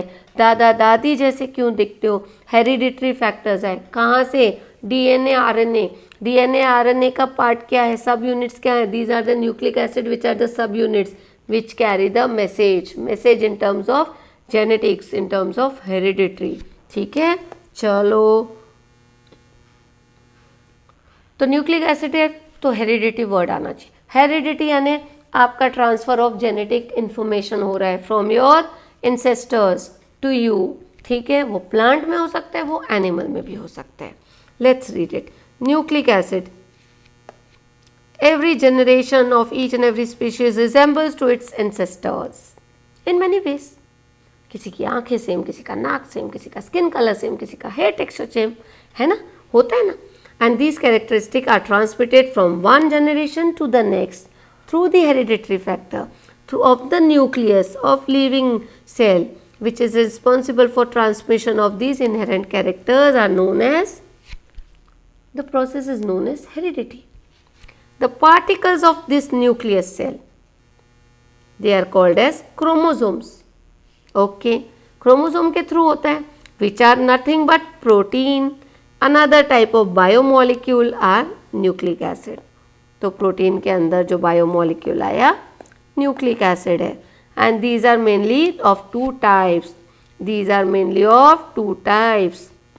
Here we are RNA and DNA। Nucleic acid में RNA DNA याद रखना, हेरिडिटी टर्म आना चाहिए। ट्रांसफर ऑफ मैसेज है, एक तरीके से मैसेज ही ट्रांसफर हो रहा है, message in terms of through nucleic acid कि भाई ऐसा रंग, ऐसा कलर, ऐसा हेयर, ये सब होना चाहिए।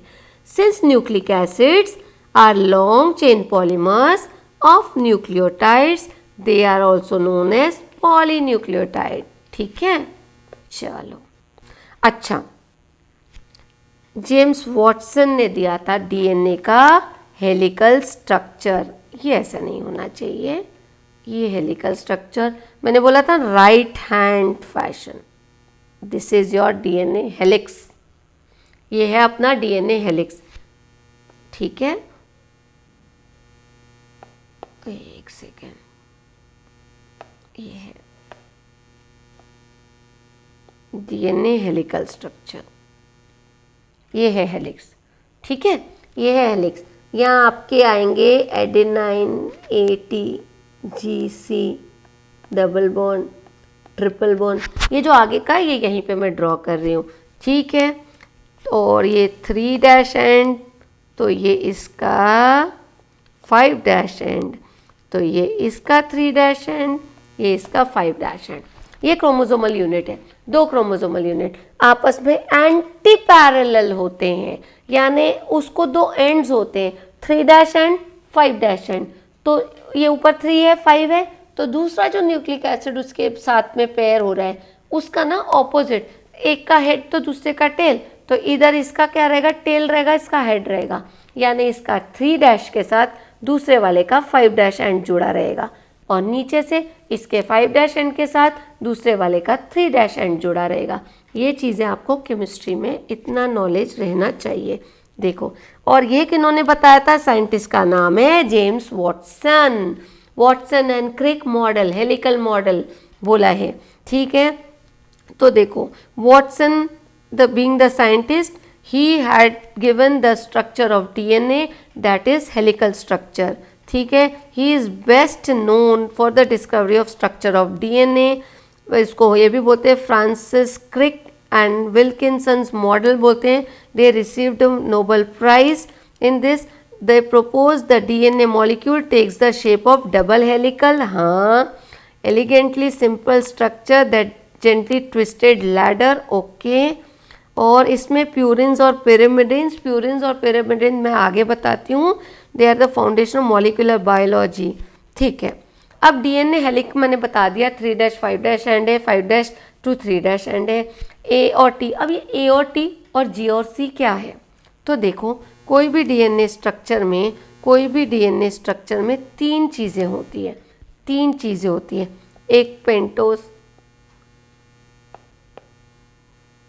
एक पेंटोस शुगर होती है, राइबोस या डीऑक्सी राइबोस। डीएनए में डीऑक्सी राइबोस होंगी, आरएनए में राइबोस होगी, R ribose, DNA deoxyribose. ठीक है, ये होगा। दूसरा एक ग्रुप होगा फॉस्फोरिक एसिड। ठीक है, दूसरा एक ग्रुप होगा फॉस्फोरिक एसिड ग्रुप। तीसरा होगा नाइट्रोजन बेसेस। ठीक है, अब जो नाइट्रोजन बेसेस हैं ये दो टाइप के होते हैं। नाइट्रोजन बेसेस होते हैं प्यूरिन्स और दूसरे होते हैं पिरिमिडिन्स। क्या होते हैं? Purines and pyrimidines.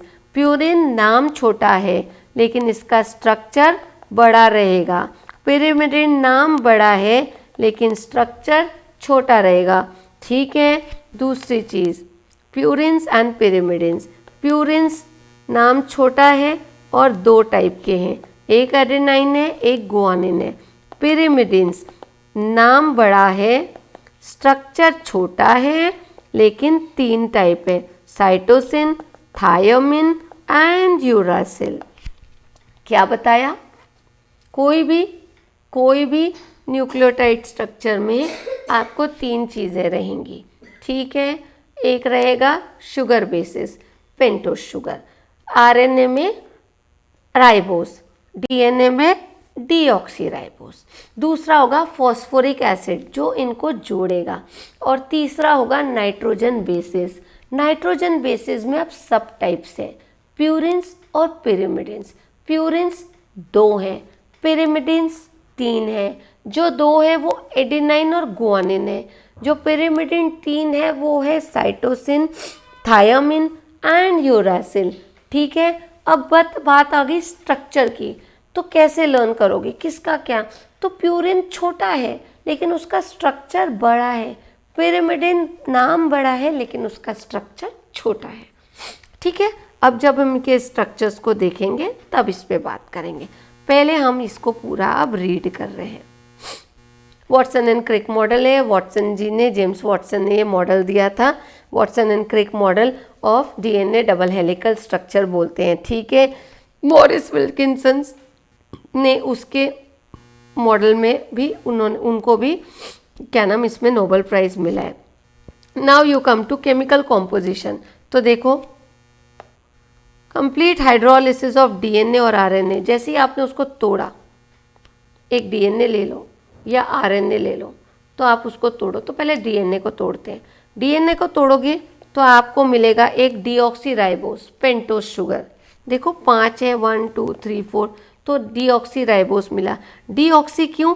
2 deoxy. Second position में देखो ऑक्सीजन नहीं है। सेकेंड पोजीशन में देखो, सेकेंड पोजीशन में देखो ऑक्सीजन नहीं है, और राइबोस के सेकेंड पोजीशन में ऑक्सीजन है। ये देखो, ये ऑक्सीजन है, यहाँ पर ऑक्सीजन गायब हो गया है। सेकेंड कार्बन का ऑक्सीजन है राइबोस में, सेकेंड कार्बन का ऑक्सीजन नहीं है।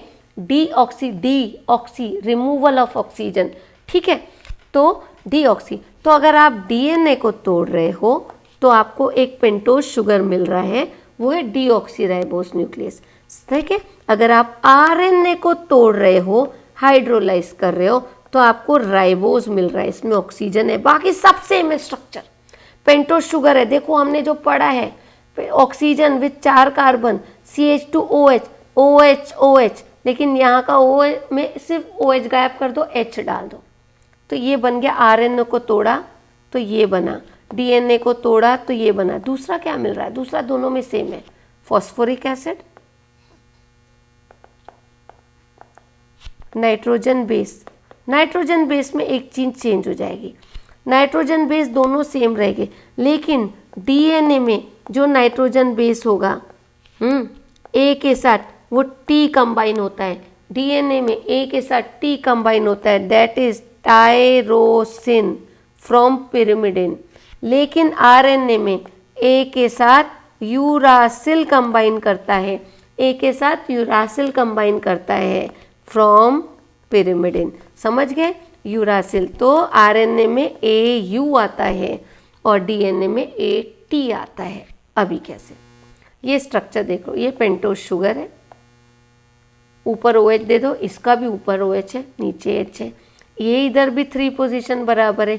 CH2OH हमने जब शुगर पढ़े हैं, है ना, तो फ्रक्टोज जैसे, तब ये देखा है ये स्ट्रक्चर।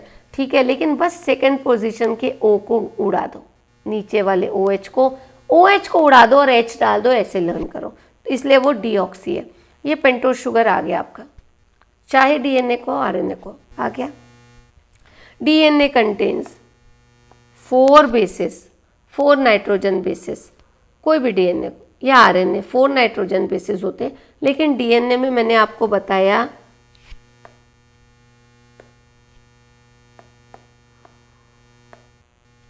डीएनए में, मैं लिख देती हूँ, डीएनए में एडेनाइन थायमिन के साथ रहेगा, थायमिन के साथ रहेगा, यानी यू हैव एट। और एक चीज याद रखना, एट हमेशा डबल बॉन्ड रहता है। Adenine with thymine always forms double bond. ठीक है, एंड डीएनए में ही cytosine combines with guanine, that is C combines with G with triple bond. ये याद रखना, A combines with T in DNA with double bond, A and C combines with G, ये तो always ही है, and C combines with G with triple bond. ठीक है, ये आपका DNA में हो गया। Next is RNA। RNA में A combines with double bond with U, U is uracil, and C combines with G with double bond only. ठीक है, ये आपका G है, ये आपका A है, ये आपका T है। अच्छा, तो ये दोनों जो हैं ये हमारे प्यूरिन्स हैं, 2 प्यूरिन होते हैं। और ये जो है पायरिमिडिन बोलो या पिरिमिडिन्स बोलो, we have 3 in numbers pyrimidine. तो प्यूरिन्स 2 हैं, adenine guanine, adenine guanine are the purines. तो पिरिमिडिन्स 3 है, थायमिन, यूरासिल एंड साइटोसिन। ठीक है, ये आपका चलो हाईलाइट, गुआनिन, साइटोसिन, थायमिन, ये 3 चीज़ें होते हैं। तो देखो डीएनए में क्या क्या चीज़ें हैं।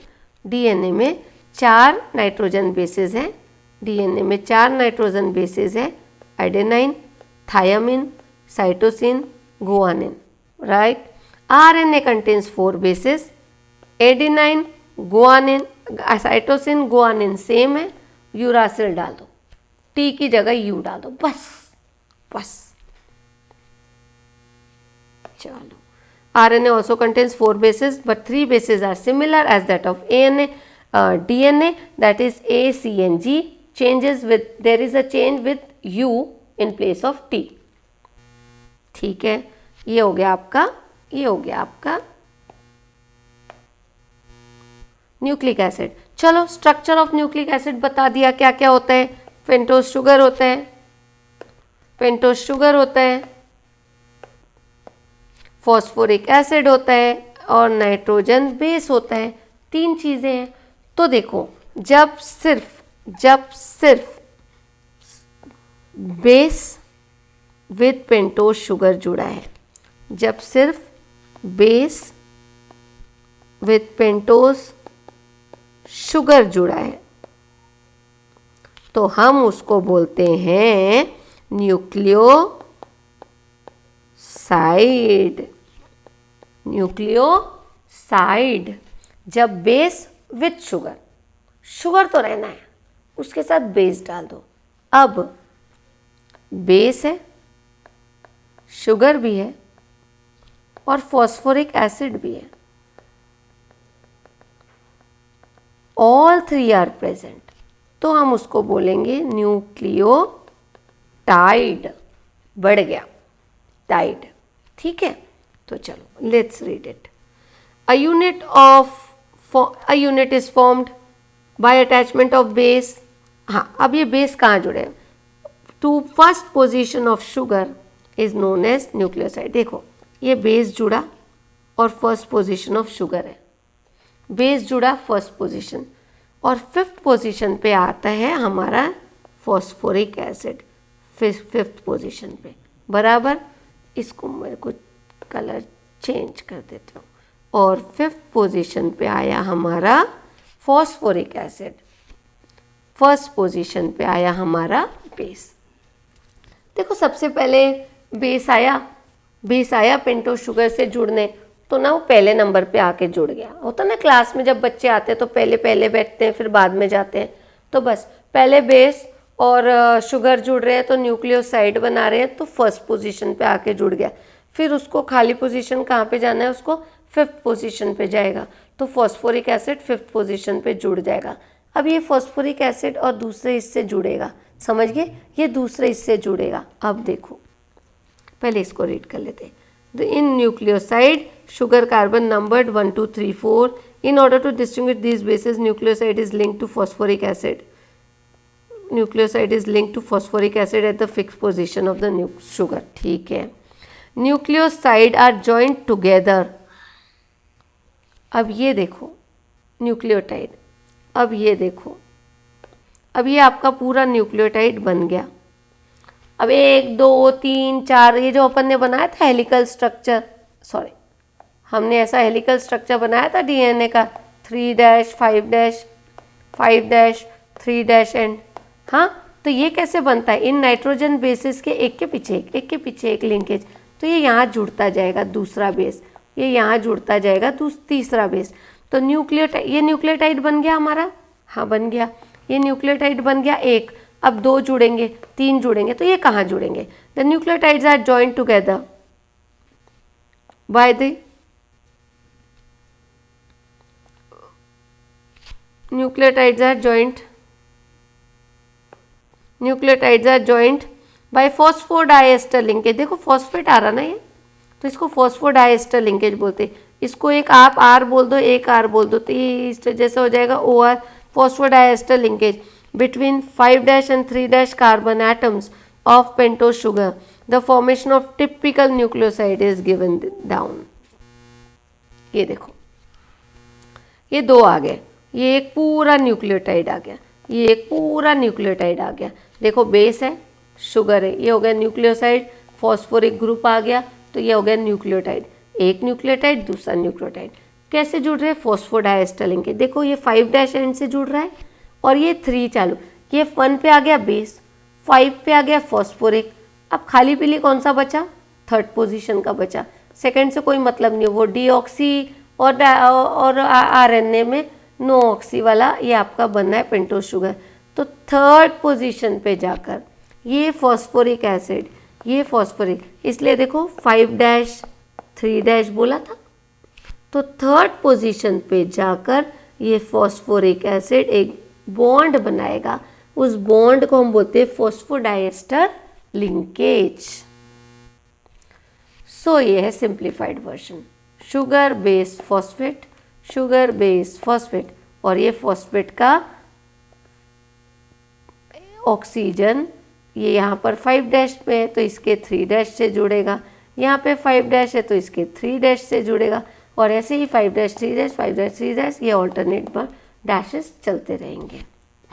ये आपका आ गया DNA structure, helical structure, 3' and 5' and 5' and 3' and, A combining with T double bond, C combining with G triple bond, C combining with G triple bond, A combining with T triple bond।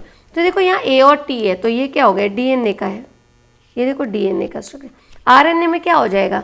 बस ये T की जगह आप U समझ गए, double bond ऐसे कर देना, और ये तो ऐसा ही रहेगा, ये तो ये U A, बस T की जगह U करते जाओ, आपका वो आरएनए बन जाएगा। चलो, now the sequence of nucleotides, the sequence of nucleotide chain in the nucleic acid is called primary structure। ठीक है, सीक्वेंस जो है न्यूक्लियोटाइड्स की, ये सीक्वेंस है न्यूक्लियोटाइड्स को प्राइमरी स्ट्रक्चर बोलते हैं। प्राइमरी है ना, सीधी सीधी चेन है, कॉइलिंग होने के बाद वो सेकेंडरी और एक्सेस कॉइलिंग के बाद टर्शरी, तो sequence is primary structure. And the nucleic acids have a secondary structure also. James Watson and Francis Crick gave a double helical structure, James Francis and Crick, James Watson, इसको Watson and Crick model भी बोलते हैं, ठीक है, Watson and Crick model भी बोलते हैं। उन्होंने डबल हेलिकल स्ट्रक्चर दिया था of DNA. 2 nucleotide chains are wound together and held by hydrogen bonds. ये हाइड्रोजन बॉन्ड्स है, they are held by hydrogen bonds, ठीक है, between the base pairs. The 2 strands are complementary to each other। देखो 3' 5' से है, 5' 3' से, so they are complementary to each other because the hydrogen bonds formed between specific bases। Adenine forms hydrogen bond with thymine, cytosine with guanine, triple hydrogen bond C और G में, double hydrogen bond A और T में। Secondary structure of RNA stranded helix is present sometimes fold stalk on itself। RNA molecules of 3 type। अच्छा, RNA 3 type के होते हैं।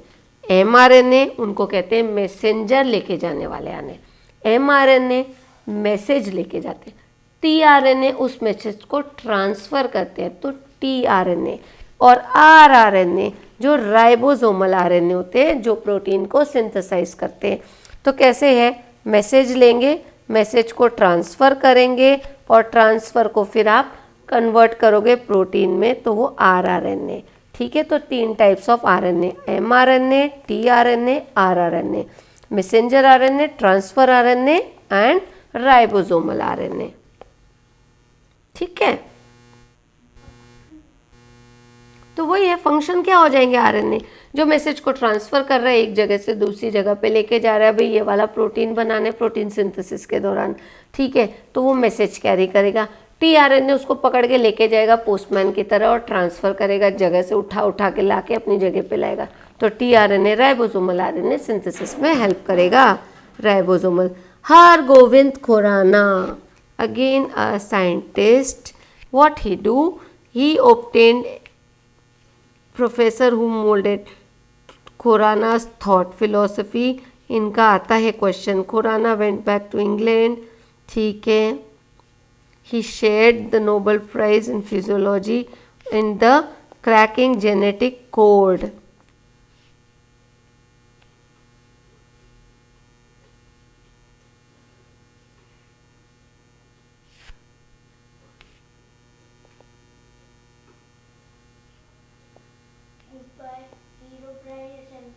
ठीक है, फॉर क्रैकिंग जेनेटिक कोड। ये भी साइंटिस्ट का नाम आता है PYQ में। डीएनए फिंगरप्रिंटिंग, अभी न्यूक्लिक एसिड्स है, डीएनए है, तो देखते ना डीएनए फिंगरप्रिंटिंग काम आता है जब कहीं पर क्राइम होता है, कहीं चोरी होती है, कहीं मर्डर सीन होता है, तो वहाँ पे ना जो भी रिमेन्स होते हैं, हेयर स्ट्रक्चर, स्किन, नेल्स में से स्किन का निकालते हैं, क्यों, उनका फिर टेस्ट करते हैं। तो डीएनए फिंगरप्रिंटिंग में कि भाई वहाँ पर कौन आया था, उसमें से सपोज किसी का वो मर्डर हुआ है तो वहाँ से कुछ हेयर स्ट्रक्चर्स या स्किन का क्राफ्ट मिला, वो चेक करते हैं और मर्डरर को फाइंड आउट करने में वो हेल्प करता है। तो दिस इज़ डीएनए फिंगरप्रिंटिंग। उसको स्ट्रक्चर को निकालेंगे, उसका डीएनए का स्ट्रक्चर निकालेंगे, उसको मल्टीप्लाई करते हैं और उसके बाद वो उसको मैच करते हैं। तो मैच करने के लिए सपोज क्रिमिनल नहीं मिल रहा है तो उसके रिलेटिव्स, पेरेंट, ग्रैंड पेरेंट्स, उन जो भी अवेलेबल है उसके पेरेंट्स में, रिश्तेदारों में, उनका सैंपल लेकर उसको मैच करते हैं and they try to find out the matching और criminal also. So it is known individual has a unique fingerprints, ठीक है, हर इंसान के, और ये फिंगरप्रिंट्स भी यूनिक होते हैं, ठीक है। और DNA fingerprinting, not that fingerprints, DNA से डीएनए को मैच करते हैं, डीएनए के स्ट्रक्चर को मैच करते हैं, उसके प्रोटीन, न्यूक्लिक एसिड के सीक्वेंसेस को मैच करते हैं। वो सीक्वेंस एक इंसान का ना सिमिलर होता है, फैमिली में वो सिमिलर चलता है तो वो मैच करते हैं, वो उस फैमिली से बिलोंग करता है, पता चलता है। बोलते हैं ना मेटर्नल फादर, ये बच्चा इसी का बेटा है नहीं है, ये इसका फादर है कि नहीं है, तो कैसे मैच करते हैं, डीएनए फिंगरप्रिंटिंग। डीएनए को मैच किया, मैच हो गया, कितना % मैच हो गया, वो उसके फादर है। बिल्कुल मैच नहीं हुआ, नहीं है। The sequence of basis in the DNA is unique for a person and for the family and the information regarding is called as DNA fingerprinting, ठीक है। तो एक और कहाँ कहाँ काम आता है, it is now use. DNA fingerprinting के ऊपर अगर आपको शॉर्ट नोट बोल दिया तो, क्योंकि ये बायो में भी है, इसमें भी है, तो नीट में अपना आता ही है, तो केमिस्ट्री वाले में भी आ सकते हैं। तो फोरेंसिक लैब में काम आता है, फॉर आइडेंटिफिकेशन ऑफ क्रिमिनल्स, जैसे हमने बात की, फॉर डिटर्मिनिंग ऑफ पेरेंटी, बताया फादर मदर सेम है नहीं है, वो पता करने के लिए काम आता है।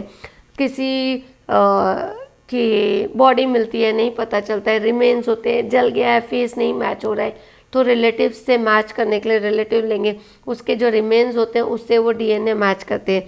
तो देखो, to identify the dead bodies in an accident or by comparing DNA of the parents or the children's. Now identifying the racial groups to rewrite the biological evolution. वो अपना बोलते ना डायनासोर, उनके रेसेस और इनका वो मैच करने में भी काम आता है। चलो अब बता रहे हैं biological functions of nucleic acids. Nucleic acid का फंक्शन क्या क्या रहेगा, यही सब चीज़ों में काम आएगा पता करने में। DNA is a chemical basis of hereditary, regarded as a reserve of genetic information. So DNA is exclusive responsible for maintaining the identity of different species over millions of years. देख सकते हैं DNA molecule is capable of self replicating. अच्छा, DNA और RNA के difference भी कर सकते हैं, DNA RNA का डिफ्रेंसिएशन भी हम लिख लेंगे, ठीक है। Self replicating during cell division, DNA strands are transferred to daughter cells, parent to daughter में जाता है। Another important function of nucleic acid is protein synthesis. मैंने बोला ना आरएनए, ये प्रोटीन सिंथेसिस में काम आता है। Actually, protein synthesis by various RNA molecules, but the message for the synthesis of particular protein is present in the DNA. Synthesis of RNA, synthesis of protein is done by RNA, लेकिन वो message उसका कहाँ पड़ा हुआ है? DNA के अंदर. चलो हम RNA और DNA का डिफ्रेंसिएशन भी लिख लेते हैं, ये पेज पे मैं करा देती हूँ, ठीक है. DNA, RNA. DNA is your deoxyribonucleic acid, ठीक है. और this is just ribonucleic acid, ठीक है. देन इसमें ए के साथ एडेनाइन के साथ में थायोमीन ज्वाइन होता है विद डबल बॉन्ड, सब लिख देती हूँ, ठीक है. हाइड्रोजन बॉन्ड यहाँ पर एडेनाइन के साथ यूरासिल ज्वाइन होता है with double bond.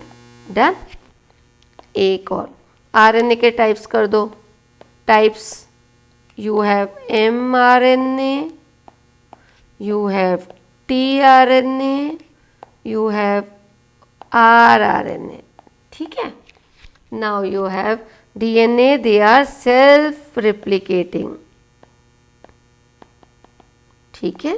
They are self-replicating, they are double-stranded,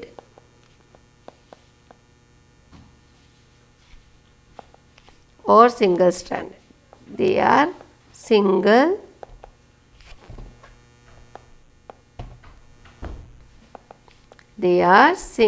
stranded. They are long chains of nucleic acids. They are short chains of nucleic acids, ठीक है.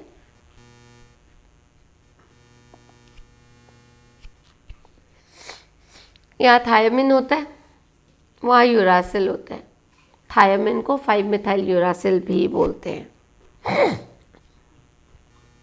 वहाँ बता दिया वैसे ऊपर है, ठीक है.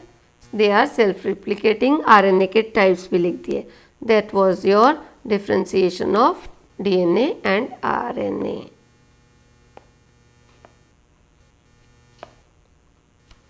Now we come to hormones. Sorry.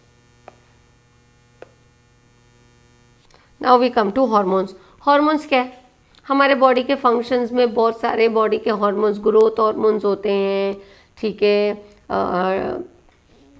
Growth hormones होते हैं लेडीज़ में, पिट्यूटरी नहीं, जेंट्स और इसमें दोनों में पिट्यूटरी हार्मोन्स होते हैं, ग्रोथ हार्मोन्स होते हैं. बॉडी के डिफरेंट फंक्शनिंग में डिफरेंट हार्मोन्स काम होते हैं. प्रेगनेंसी में जो हार्मोन्स काम आते हैं, मेल्स में टेस्टोस्टेरोन हार्मोन होता है for the growth of testis, for the growth of sperms, उसमें काम आते हैं. तो different hormones are responsible for the normal functioning of any body, ठीक है. तो देखो, hormones are what? They are the molecules, they are intercellular messengers. Intercellular messengers बोलते हैं इनको. Hormones are what? Intercellular messenger. Pituitary gland से निकलेंगे और वो कहीं और जाके कोई और ऑर्गन में जाकर अपना मैसेज देंगे कि भाई ये काम कर लो. ग्रोथ में जाकर, बोन्स में जाकर ग्रोथ करवाएंगे, है ना. एग, ओवरी में जाकर एग का प्रोडक्शन करेंगे, ओवरी में, यूट्रस में जाकर फीटस को सस्टेन रखेंगे. तो they are the intercellular messenger. अंदर बॉडी के अंदर it is transferring the message, ठीक है. They are produce by endocrinal glands. Endocrinal, exocrine नहीं, endocrinal glands. And they are poured directly into the blood stream, transported through the site of action, ठीक है. तो hormones क्या होते हैं? एक स्ट्रक्चर से, एक इंटरसेल्यूलर है, एक ऑर्गन से बनेंगे और दूसरे ऑर्गन में काम करने के लिए जाएंगे, लेकिन they are directly release into the blood stream. यानी उसको कोई पाइपलाइन नहीं चाहिए to reach the organ, they are directly fed. उसको ना डायरेक्ट जैसे ब्लड स्ट्रीम में ना डायरेक्ट ब्लड के अंदर छोड़ देते हैं, डायरेक्ट ब्लड के अंदर they are released, they are directly released into the bloodstream. What are hormones? They are directly released into the bloodstream. So intercellular messenger directly released into the bloodstream, ठीक है, and the examples are what? They are secreted by the endocrinal glands, ठीक है. Next what? देखो example is estrogen, androgens, male में androgens testosterone, oestrogen progesterone females में है. So what are they are the polypeptides. Example insulin, endorphins. Insulin भी हमारे pancreas से secrete होते हैं, ठीक है. And the other amino acid derivatives such as epinephrine, norepinephrine are also hormones, ठीक है. Hormones have several functions in the body. Yes, as I said, maintain the balance of biological activities of the body. Insulin क्या करती है? Insulin sugar को maintain करती है हमारी body में, ब्लड शुगर लेवल को बैलेंस रखती है.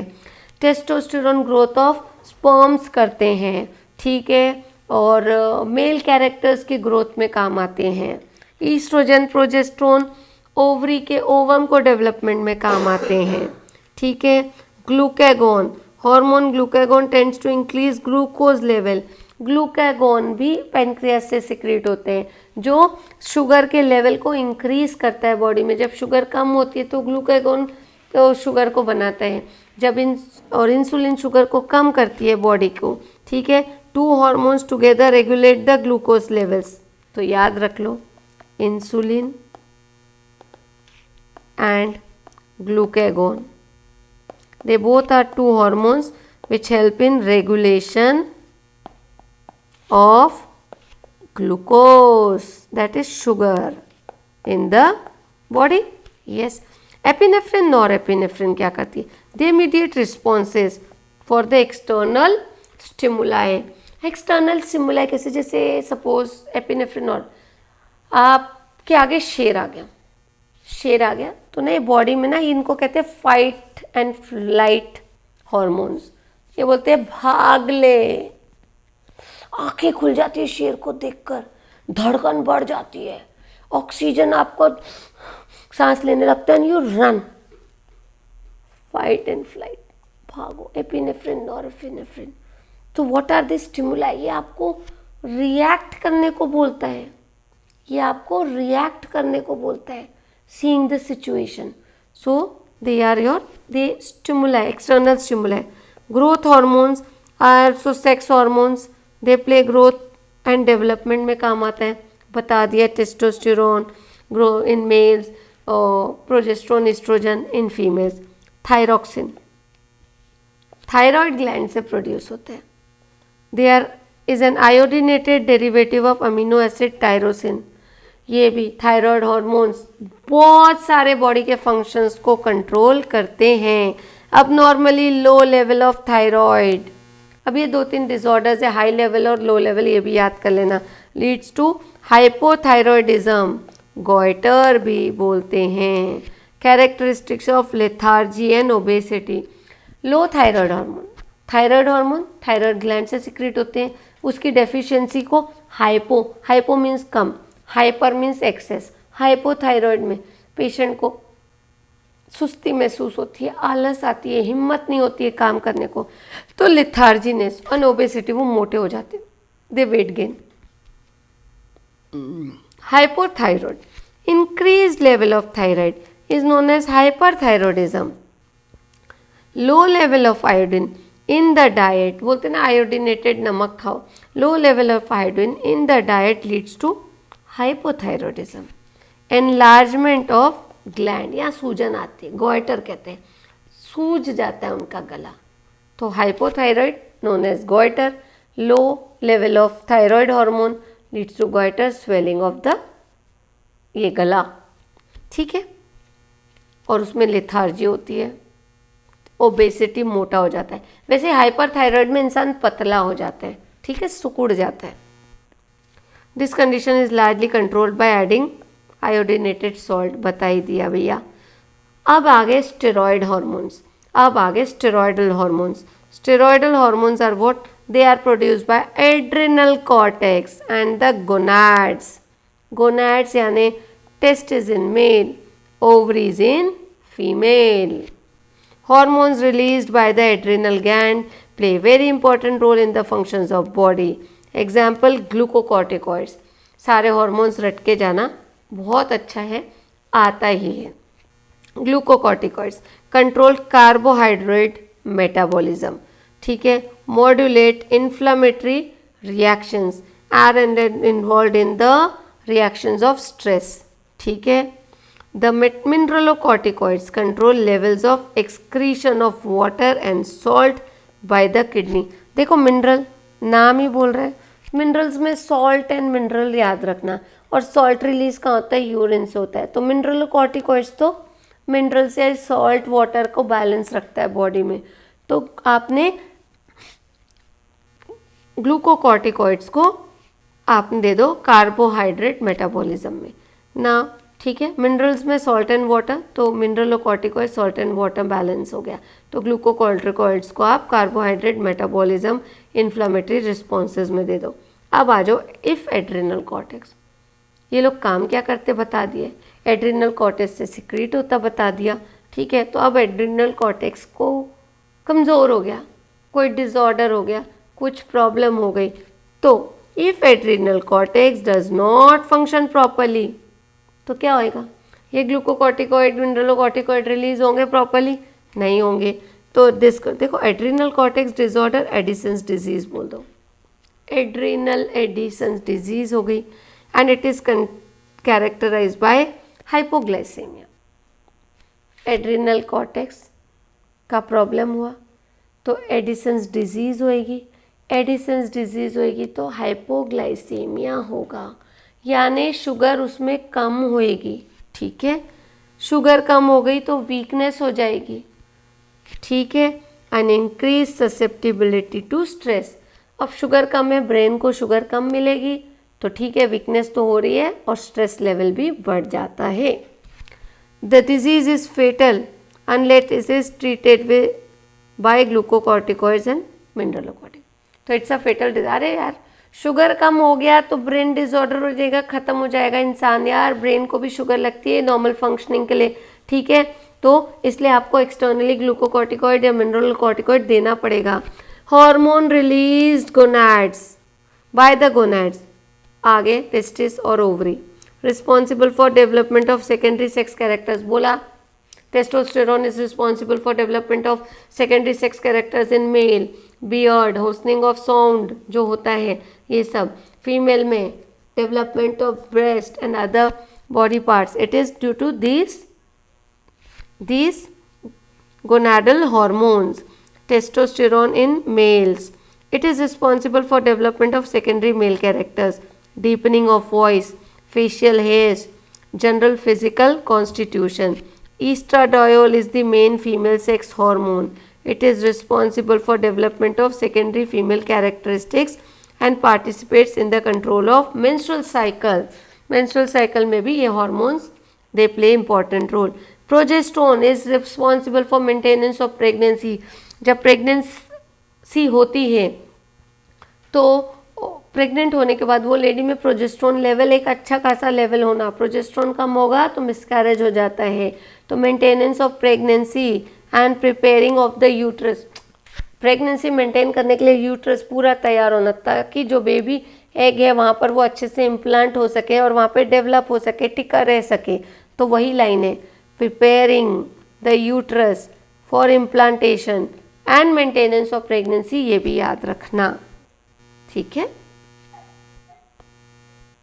So here we end with our chapter biomolecules. So hope you all liked it. ठीक है. Till then, bye bye. See you.